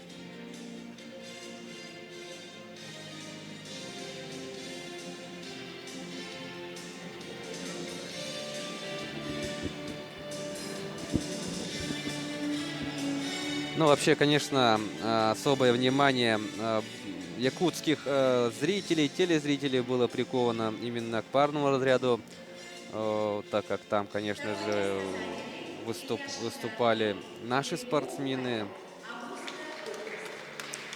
Ну и сейчас с аплодисментами зрители приветствуют представителей Амурской области. Это Павел Бреднев и Андрей Ильяшенко. Закончили они соревнования на второй ступени пьедестала почета. Поздравляем представителей Амурской области. Не раз мы отмечали то, что по ходу соревнования вот Ильяшенко в паре с Бредневым устроили сюрпризы. В том числе победили неожиданно мастеров спорта Бутылева и Ли Сергея. Но в финале они ничего не смогли противопоставить нашим теннисистам, которым аплодируют все трибуны. Зал буквально взорвался аплодисментами. На первую ступеньку пьедестала приглашают наших спортсменов. Это Василий Василий Румянцев и Нюргун Сабарайкин. Лучшая мужская пара чемпионата. Приятно видеть наших ребят на высшей ступени пьедестала. Да, еще раз поздравляем Василия и Нюргуна, всех людей, которые причастны к их тренерскому, к их тренировкам, к их подготовке. Ну и поздравляем всех вас, дорогие любители спорта, в частности настольного тенниса, с этим замечательным и знаменательным успехом. Медаль также получает Светлана Николаевна Башарина, тренер, которая вырастила этих чемпионов. Ну и вот становится на самую серединку пьедестала. Ну что ж, вот они перед вами, сильнейшие представители парного мужского разряда Дальневосточного федерального округа. Активно, конечно, трибуны аплодируют чемпионам и призерам в данном разделе. Ну что ж, переходим мы сейчас к одиночному разделу. И начинаем мы с женщин.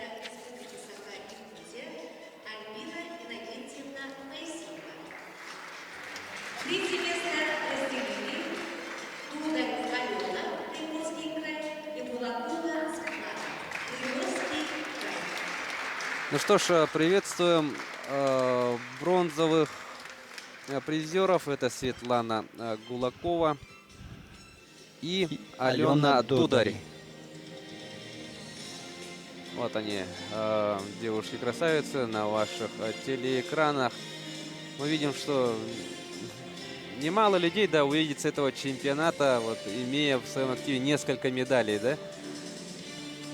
Поздравляем Светлану Гулакову и Алену Дударь.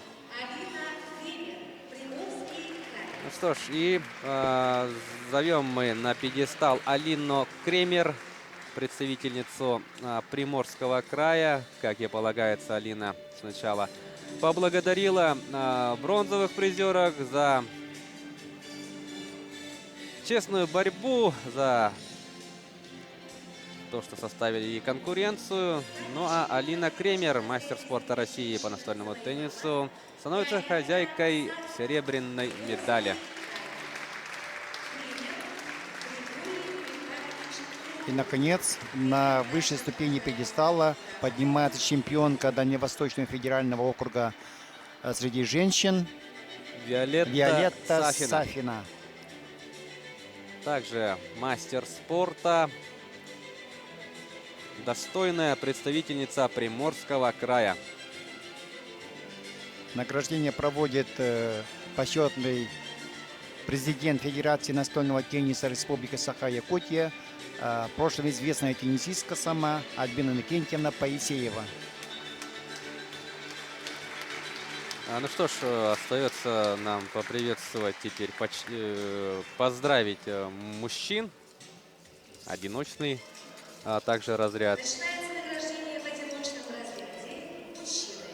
Награждение производит заместитель министра спорта Республики Саха-Якутия Александр Николаевич Бугаев.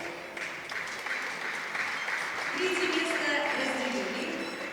И, наконец, самая престижная номинация чемпионата – это мужской одиночный разряд. На третью ступеньку пьедестала почета поднимаются спортсмены. Это наш Нюргун Забарайкин и Михаил Бутулев из команды Приморского края. Бронзовые призеры чемпионата в мужском одиночном разряде. Второе место занял Сергей Приморский. Ну что ж, поздравления сейчас принимает Сергей Ли. И от рук Александра Николаевича Бугаева получит он медаль серебряного отлива. Вот Сергей поднимается на вторую ступеньку пьедестала почета. Да, и как в нашем интервью, да, отметил Сергей, он признался, что не хватило ему скорости в игре с Василием Румянцевым, ну и которого сейчас мы и будем приветствовать. Поздравляем Василия Румянцева. Наш чемпион, наш лидер Василий Триумфатор. Румянцев. Триумфатор мужских состязаний в одиночном разряде.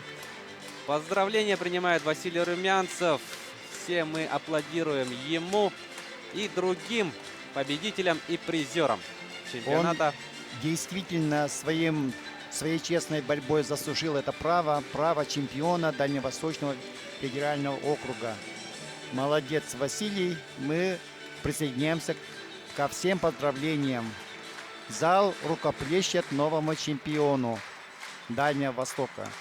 Ну и Вот они, да. лучшие ракетки Дальнего Востока. В самом начале нашего репортажа мы сразу отметили, что в последнюю очередь мы покажем мужской финал, и это будет десертом, да? Ну и сейчас, да, по итогам командного первенства будут награждены у нас команды.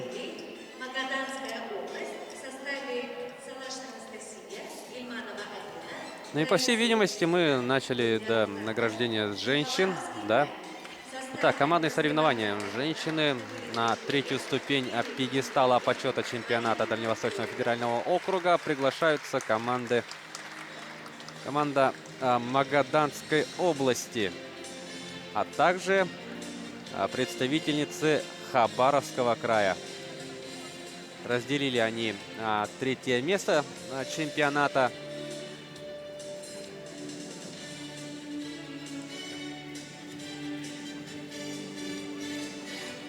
В этом командном первенстве наша сборная команда Якутии, которая сейчас следом за этими девушками выйдет на пьедестал почета, остановилась в шаге от золотых медалей, проиграв в финале Приморскому краю. Но, как мы отмечали еще в начале нашей трансляции, сборная команда Республики Саха-Якутия на стадии полуфинала одержала победу над представительницами вот как раз-таки Хабаровского края, которые сейчас стоят на пьедестале, и они являются, то есть до сегодняшнего дня являлись действующими чемпионками Дальнего Востока.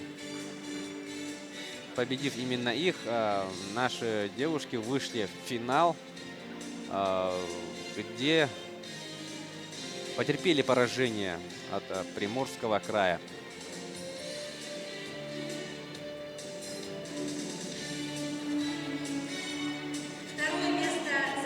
Еще раз поздравляем мы команды Магаданской области и Хабаровского края с третьим показателем на этом чемпионате.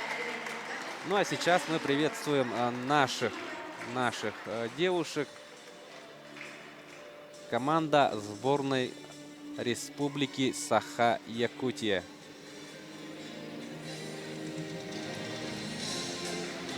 Молодцы, девчонки. В прошлом году, на прошлом чемпионате Дальнего Востока, как команда мужская, так и женская отличились на чемпионате Дальнего Востока бронзовым показателем. Ну а сейчас вот видим, на одну ступень выше, да, забрались. Да, показания улучшились. Надеемся, что в следующем году эта тенденция продолжится, и мы будем уже говорить о золотых. О более высоких местах. Да, о золотых медалях. Ну а сегодня мы радуемся серебряным наградам.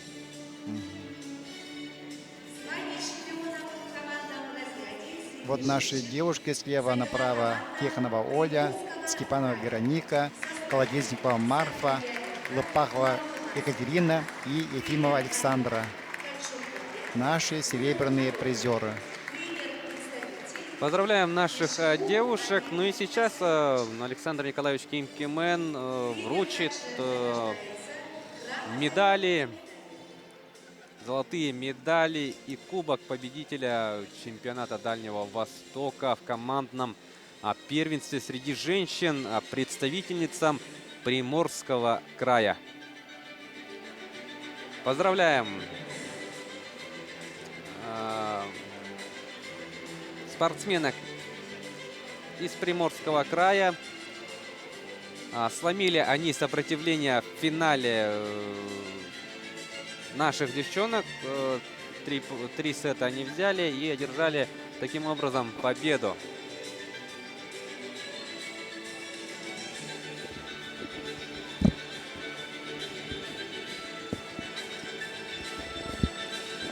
Вот стоят 5 девушек команды победительницы, да, с ними тренер поднялся на ступеньку пьедестала. Сейчас они получают награды от рук Александра Николаевича Кимкемяна. Очень уверенный путь прошли представители Приморского края. В полуфинале они со счетом 3-0 одолели своих соперниц из Магаданской области. Ну и получается, в матче за золото выиграли с таким же аналогичным счетом 3-0 команду сборной республики. И вот заветный кубок команды победительницы Дальневосточного федерального округа в командном зачете в руках капитана женской сборной Виолетты Сафиной.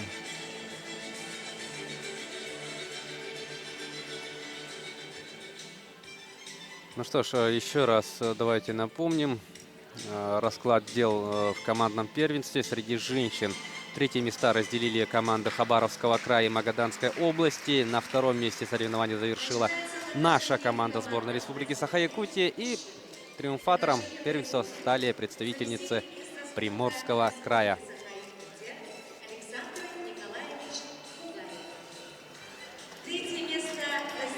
Ну и последнее награждение на сегодня. Это у нас командное первенство среди мужчин. На третью ступень пьедестала приглашаются команды Амурской области, Хабаровского края.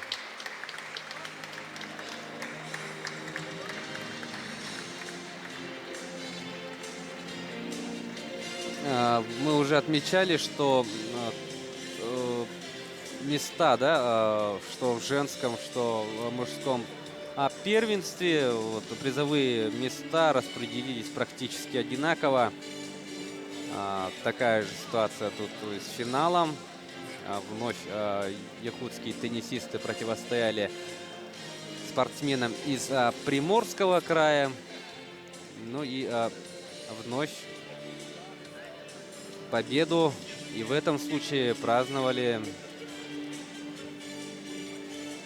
представители Приморья. Ну что ж, третье место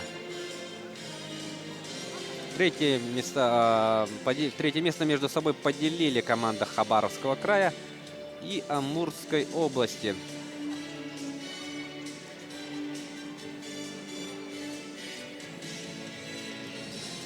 Ну и даже сейчас как-то грустно, немножко грустно завершать данный чемпионат. Хотелось бы, чтобы уже в скором времени Якутск вновь принял этот масштабный спортивный праздник настольного тенниса. Ну что ж, приветствуем игроков сборной команды Республики Саха-Якутия, которые поднимаются на вторую ступеньку пьедестала почета.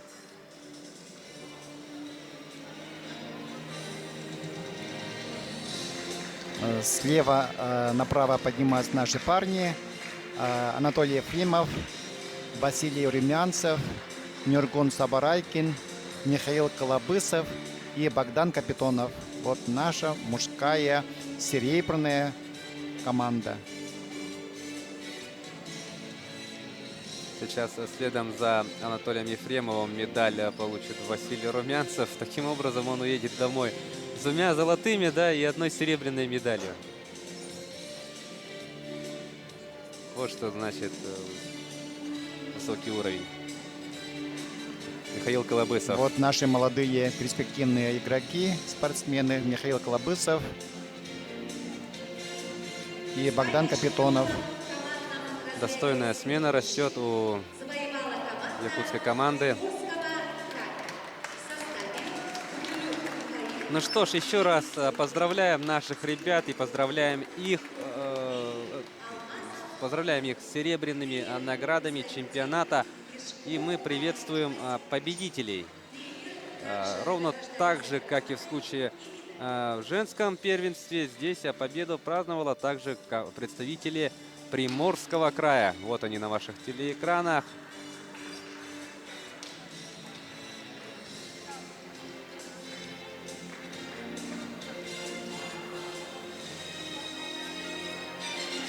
В командном первенстве равных спортсменам из Приморского края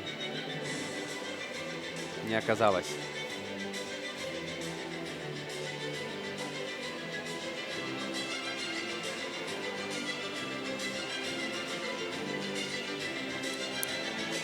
Ну, еще раз отмечу, что в прошлом году на чемпионате Дальнего Востока женская и мужская команды сборной Республики Саха-Якутия заняли 3-е места. И вот сейчас у себя дома под сводами Дворца спорта 50 лет победы сборная Якутии зашла на ступень выше. И мы с Василием Трифоновичем очень-очень надеемся, что в следующем году ребята будут стоять на первой ступени пьедестала. И ровно так же получать золотые медали. Ну а сегодня поздравления принимает команда Приморского края. Давайте еще раз напомним. Второе место заняла команда сборной Республики Саха-Якутия. И 3-ю позицию с бронзовой медали поделили между собой команды Амурской области и Хабаровского края. Вот заветный кубок, рука капитана сборной команды Приморского края, мастер спорта России Егора Тимина. Он поднимает его высоко над головой. Конечно, школа настольного тенниса Приморского края – это одна из ведущих на нашем Дальнем Востоке. И они заслуженно вполне завоевали золотые медали чемпионата округа. Ну что ж, дорогие друзья, мы поприветствовали всех призеров и чемпионов наших соревнований. Ну что ж, эти 3 дня были очень насыщенными. И мы за эти дни увидели выступление 114 спортсменов из 6 регионов. И согласитесь, дорогие друзья, это было очень и очень интересно. Ну что ж, первый раз мы чемпионат Дальнего Востока приняли в 2013 году. Спустя 5 лет мы провели его во 2-й раз. И надеемся, что уже в ближайшем времени вновь это все повторится и результаты будут еще лучше. Ну что ж, с вами за соревнованиями следили мы. Я Власий Сергеев и ветеран якутского спорта, пропагандист и энтузиаст данного движения, данного вида спорта в нашей республике и просто большой любитель этой игры Василий Трифонович Данилов. Ну что ж, дорогие друзья, спасибо, что вы были с нами. Желаем вам здоровья. Занимайтесь спортом, живите спортом, болейте спортом. До скорых встреч в эфире. До новых встреч.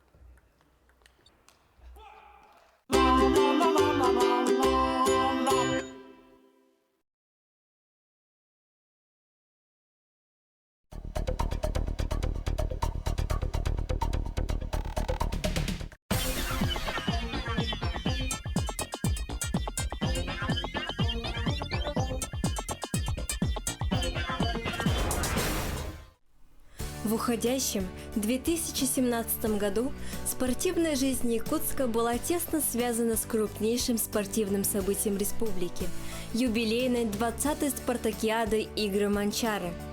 Управление физической культуры и спорта Якутска активно работало в подготовке и участии сборной команды города в этом престижном спортивном турнире. Но управление организовало и провело много различных соревнований и в самом городе. Специалисты управления очень конструктивно, системно и грамотно работают со всеми федерациями спорта, городскими управами, многими общественными организациями. Коллектив у нас можно сказать, молодой. Средний возраст у нас 36. Это очень даже хороший возраст. И поэтому в спортивном орготделе работает опытная начальником Саргалана Николаевна Игнатьева. Давно работает в спорте. Все нюансы отдела производства, отчетов, занимается она. Потом по начальнику отдела спорта, это мастер спорта Российской Федерации, чемпион России по северному многоборью Иннокентий Макаров. Под его началом работает тоже мастер спорта России по северному многоборью Андрей Шарга. И многоопытный Константин Овчинников сработает. Поэтому считаю, что коллектив у нас опытный. Повестка деятельности управления также была продиктована объявленным в столице «Годом добра». Ключевым моментом эффективности работы управления была численность вовлеченных в оздоровительно-спортивно-массовое движение горожан, а это более 30% населения Якутска, и качественного использования возможностей физической культуры и спорта в их оздоровлении, воспитании детей и молодежи, формировании здорового образа жизни. В целом мы видим, что спорт развивается, все больше и больше людей занимается спортом от мала до велика. И это, наверное, самое главное. Потому что именно в массовом спорте, на мой взгляд, лежит основа развития спорта высших достижений. И я считаю, что как раз в этом вопросе Якутск может служить примером, наверное, для многих городов нашей страны.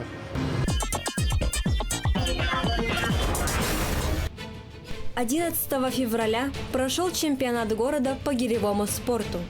Основная цель первенства – подготовка и формирование сборной Якутска к юбилейным играм Манчары. Поэтому к турниру были допущены только гиревики со столичной пропиской и студенты вузов. Среди них был и Михаил Савинов, чемпион мира среди юниоров. Сегодня команда столичных гиревиков находится не на первых позициях в республике. Но есть и признанные лидеры. Это Лидия Елисеева и Елена Гуляева, мастера спорта, победители и призеры игр Манчары, многих республиканских и всероссийских соревнований. В ходе этого соревнования мы посмотрели, кто где слаб, где надо прибавить, убавить. И поэтому будем собирать всех и сборы проведем. Гиря не случайно любима народом. Чтобы работать с ней, достаточно 1 квадратного метра, подходит для людей разного возраста и пола. Это эффективное средство для борьбы с лишним весом. Для молодежи такие занятия особенно полезны. Улучшается осанка, тренируется воля и терпение. Работаем на 10 минут. Готовы цилиндры свыше 65 килограмм. В хлопках Николай, Нестеров Дахат.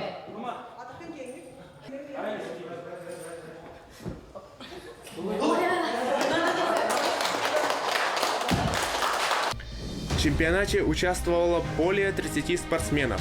Мужчины, женщины и юноши. Среди победителей отметим Гаврила Скрябина, Геннадия Соловьева, Михаила Савинова.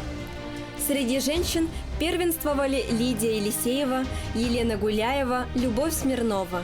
По итогам соревнований была сформирована сборная Якутска для участия на чемпионате республики, и там будут разыграны путевки на игры Манчары.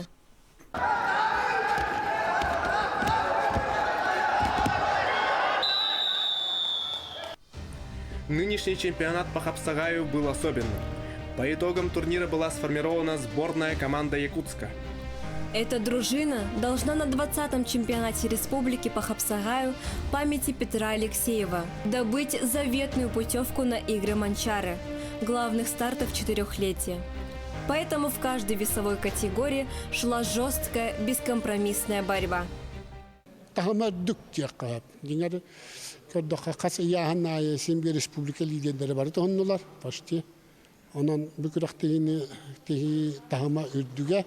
Оннаты оғыларға дағаны, улақанда жаңа ветеранларға дағаны үші сқаваткалар болдылар, үші тұстулар. Чемпионами стали известные мастера ковра Владислав Андреев, Николай Иванов, Баир Укоев, Захар Дечковский и Василий Стручков. Более 8 лет в Хапсагае в Якутске наблюдается какая-то невеселая закономерность. На республиканских чемпионатах и на Кубке Федерации столичные борцы стабильно входят в число призеров. А на самом главном старте четырехлетия на спартакиаде Манчары уже во второй раз занимает только 8-е место в командном зачете. Сформированная команда столицы Якутии будет проводить целенаправленную работу для более достойного выступления на играх Манчары.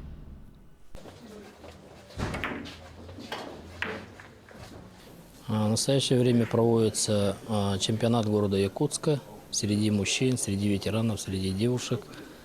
Участников у нас 82 человека. И у нас самый старший в этом турнире 71 год, который играет. То есть этот чемпионат у нас проводится начало 2017 года, первый календарный по графику турнир и по динамичной пирамиде. В соревновании среди мужчин было заявлено 30 участников. Главной неожиданностью всего чемпионата стало выступление Тимура Малдагулова, который после 5-летнего перерыва начал участвовать в соревнованиях такого уровня. В четвертьфинале и полуфинале он на характере выиграл Никиту Потапова и Алексея Аммосова. В финале же картина была совсем другой. Разыгравшийся Василий Кудрин, пройдя весь чемпионат на одном дыхании, буквально разгромил Тимура со счетом 5-0.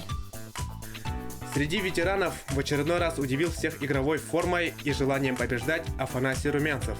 На пути к чемпионскому титулу он прошел 7 кругов, причем буквально разгромив всех соперников. В финале со счетом 4-1 был повержен чемпион города Якутска Владимир Матвеев. Среди призеров следует особо отметить министра жилищно-коммунального хозяйства республики Гаврила Левина, завоевавшего бронзовую медаль. В женской части чемпионата было 8 участниц. Уверенно обыграв соперниц, в финал вышли неоднократная чемпионка республики Екатерина Платонова и юная Яна Илларионова. Екатерина Платонова одержала убедительную победу со счетом 4-0 и в очередной раз стала чемпионкой города Якутска.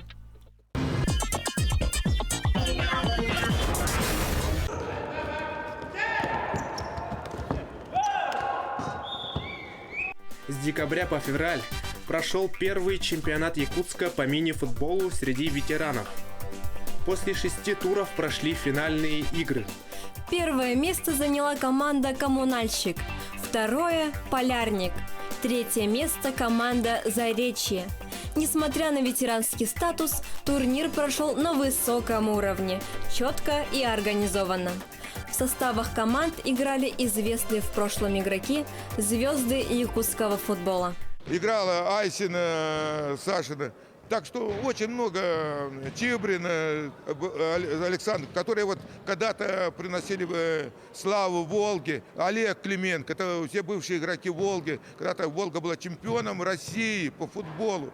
Только послушайте, чемпион России в 91 году. И они вот сейчас играли. Юрий Владимир Никитович, Андрей Зубков. Так очень много ребят, которые вот в свое время радовали наших болельщиков футболом. А сейчас вот да, поддерживают спортивную форму, играют в футбол. Сдачу нормативов «Готов к труду и обороне» ГТО в Якутске проводит Центр тестирования на базе городского управления физической культуры и спорта. С этого года в России начался третий этап внедрения программы, включающий в себя повсеместное внедрение комплекса ГТО среди всех категорий граждан по возрастным группам от 6 и до 70 лет. Участники будут претендовать на получение бронзового, серебряного или золотого знака. Желающие сдать нормативы должны зарегистрироваться на официальном сайте ГТО. Сдача нормативов состоит из 19 спортивных комплексов.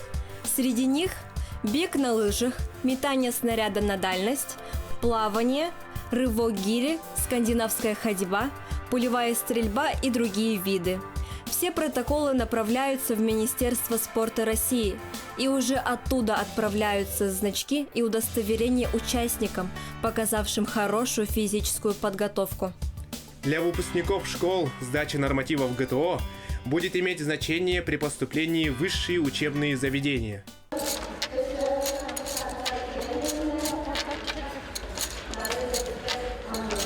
В Включение Хабылык и Хамыска в программу 20-х игр Манчары вызвало большой интерес к ним. 19 февраля прошли первый чемпионат и первенство города Якутска по национальным настольным играм. Соревнования проходили в 4 группах: юниоры, взрослые, ветераны и лица с ограниченными возможностями здоровья. 47 кудесников якутских камешек и палочек выявляли лучших игроков столицы для отбора на игры Манчары. В городе этот вид спорта популярен для детей особенно. В школах сейчас ведутся кружки, занятия, работают специалисты, поэтому в школах города очень много стали играть.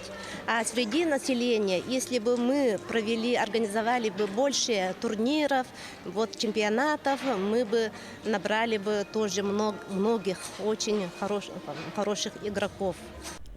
На высоком уровне прошли соревнования и в младшей группе. Здесь в упорной борьбе выиграла Ира Новгородова из школы номер 26, а среди мальчиков Арылхан Сивцев из Якутской городской гимназии. Среди взрослых подтвердили свой мастерский уровень игры Михаил Петров и Надежда Троева.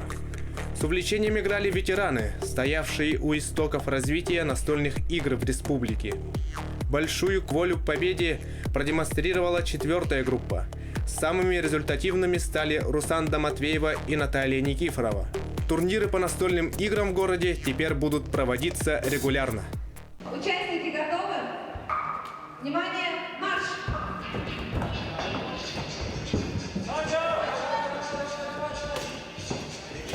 В этом году чемпионат города Якутска по скалолазанию прошел 1 и 2 апреля. В скалолазании существует 3 дисциплины – на трудность, на скорость и боулдеринг. Лазание на трудность – это классика. В этой дисциплине скалолаз лезет вверх с прощелкиванием веревки через промежуточные точки страховки. Первые соревнования в Якутии были проведены в далеком 1982 году в Тюльмане. А первый скалодром в Якутске был построен еще в 90-х годах в спортзале речного училища. Чемпионат собрал 42 участника, среди которых были как и простые любители, так и более сильные спортсмены-разрядники. Скалолазание проходит на закрытых объектах. Так как у нас зима, поэтому этот вид очень хорошо может у нас в Якутии развиваться, тем более телосложение, наше телосложение подходит под этот вид спорта. Тем более он олимпийский, и поэтому есть стимул развивать этот вид спорта. Для подготовки спортсменов и постановщикам трасс на чемпионат был приглашен из Хабаровска сертифицированный инструктор, чемпион Дальнего Востока Дмитрий Углов. Главной судьей и организатором судейского семинара была мастер спорта международного класса по скалолазанию, судья всероссийской категории Маргарита Лисовая. Победителем в дисциплине «Скорость» стал Антон Павлов. Вторым стал Павел Заморщиков. В женском финале «Скорости» лучший результат показала Елена Цой. Абсолютным чемпионом во всех 3 категориях стал Павел Заморщиков.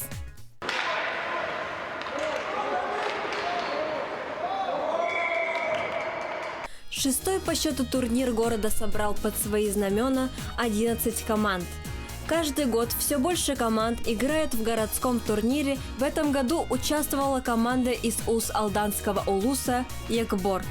На протяжении зимы каждый вторник ледовые дружины города сходились во дворце спорта Эллей-Батур, чтобы выявить сильнейшую команду Якутска. 21 марта, как и год назад, в финале встретились команды Якутск-Энерго и ветераны. Игра была бескомпромиссной, яркой и зрелищной. Выиграв со счетом 5-2, победителем стала команда Якутск-Энерго. Эта команда уже в 4-й раз стала чемпионом столицы. 3-е место заняла команда «Полярник». Лучшим игроком признан Олег Клименко из команды «Ветераны». Лучшим бомбардиром стал Сергей Львов из Якутск-Энерго. Для дальнейшего развития хоккея в республике и Якутске нужна поддержка и бизнеса, и власти. Основной трудностью, конечно, является это нехватка площадок хоккейных, то есть скрытых искусственного льда, да, не хватает. Один дворец в себя вмещает и шорт-трек, и фигурное катание, хоккей, еще керлинг у нас добавился. И в связи с этим плотность тренировок возросла. И сегодня дворец работает с 6 утра до 2 часов ночи. Выйти, не выйти, не выйти, не выйти. Держи.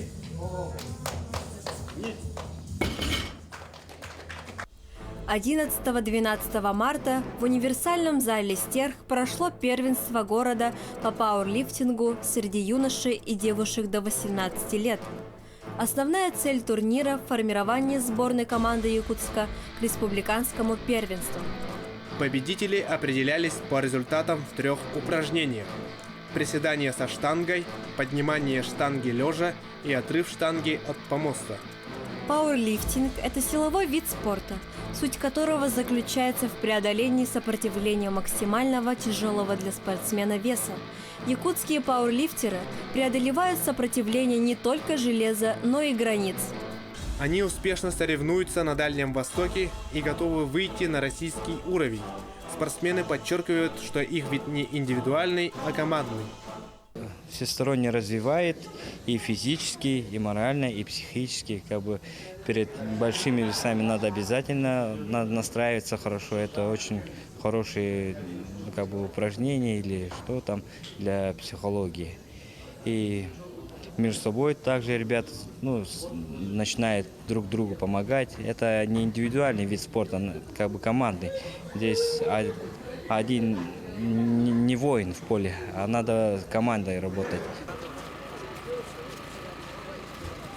На старт! Внимание! Колею!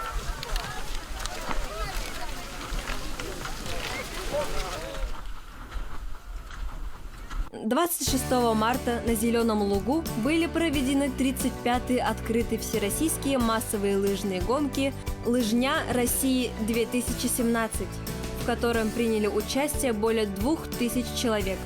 Для многих горожан участие в массовой гонке «Лыжня России» – добрая традиция.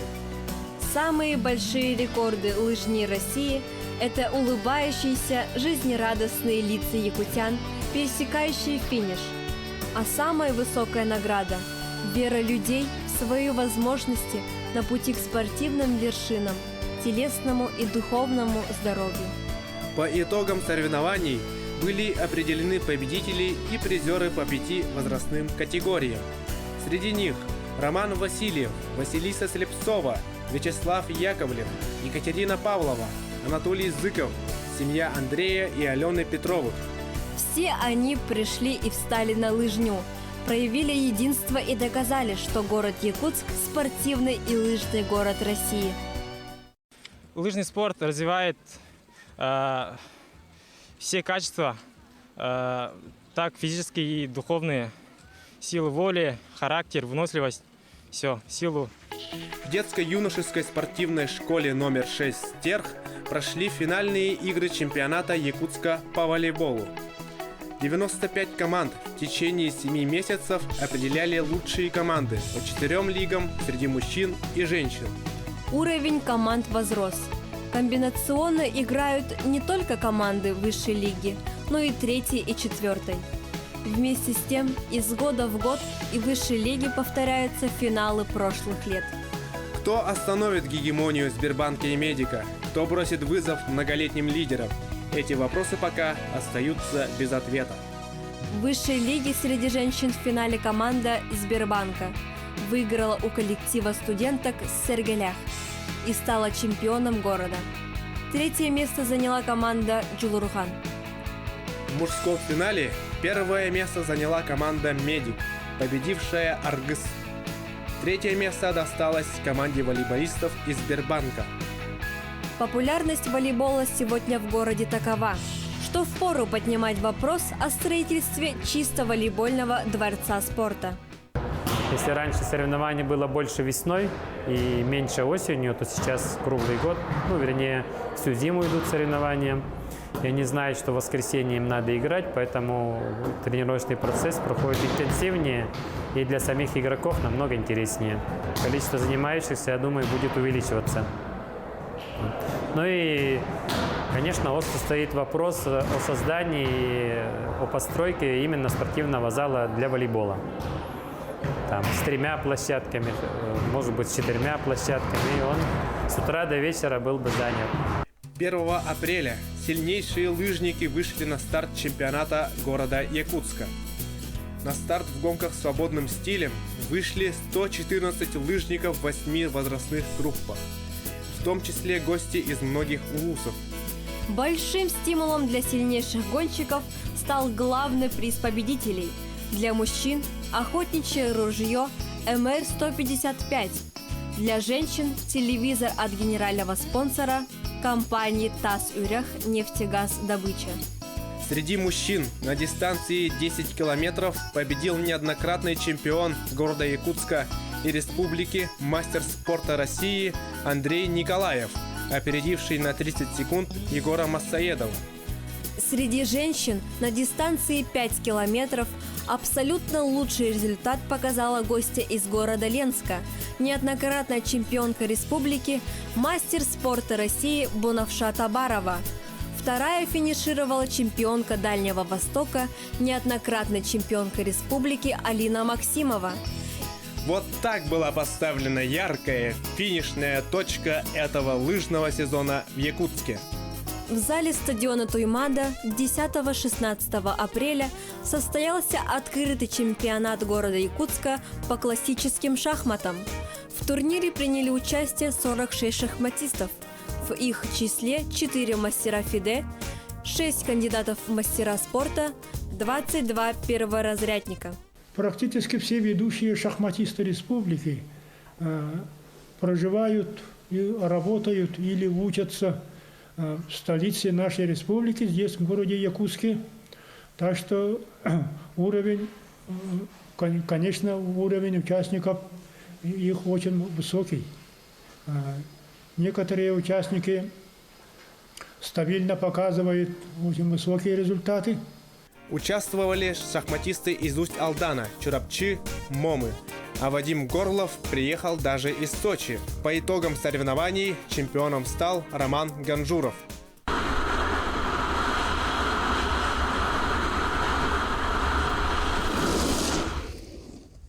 В последние годы в Якутии все большую популярность приобретает такой вид зимнего активного отдыха, как сноуборд.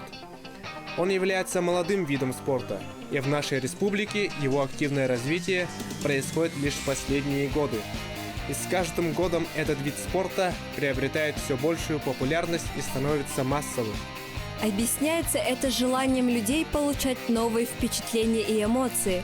Одним из наиболее интересных и доступных видов экстремального отдыха является сноубординг. Сноуборд – замечательный вид спорта, как для физической формы, так и для хорошего настроения. Этой весной в спортивно-развлекательном комплексе «Техтюр» прошел открытый чемпионат Якутска по сноуборду и горным лыжам. На прошлой зимней спартакиаде команда столицы республики в этом виде программы выступила откровенно слабо, и перед сноубордистами и горнолыжниками Якутска стоит задача серьезно поднять уровень своего мастерства. Уже разговор идет, что мы слабо выступили, сам город Якутск.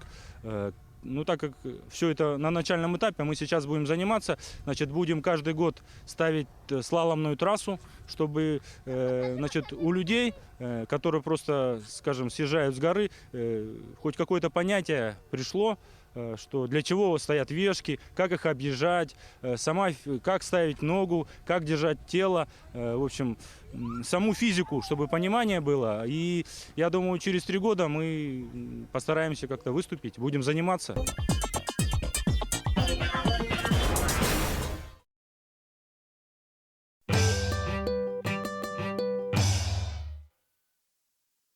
Мебель, дом и диваны плюс кресла. Новое поступление в новом году в фабрике Дивайн. Санаторий «Сибиряк» в Новосибирске. Комплексное обследование, программы для лечения спины и сердца, а также инновационная программа глобального очищения организма за 7 дней. Звоните.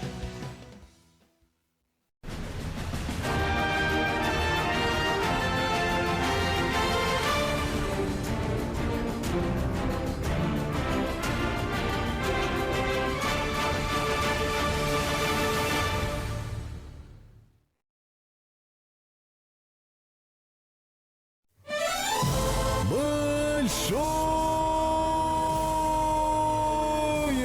поступление в мебельном салоне «Большой».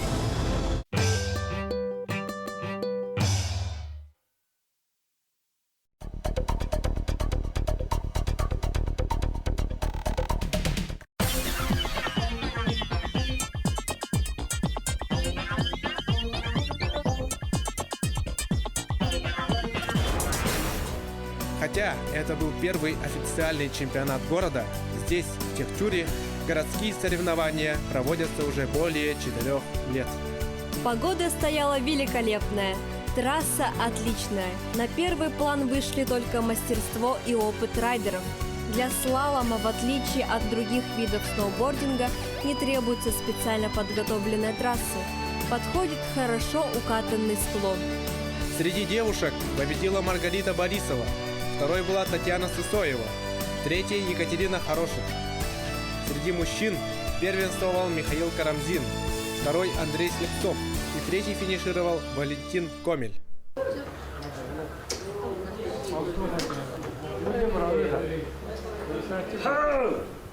Третий открытый чемпионат Якутска прошел в Ледовом дворце Эллей-Бату. И впервые в истории Якутии по итогам турнира присваивались спортивные разряды. Чемпионат состоял из 2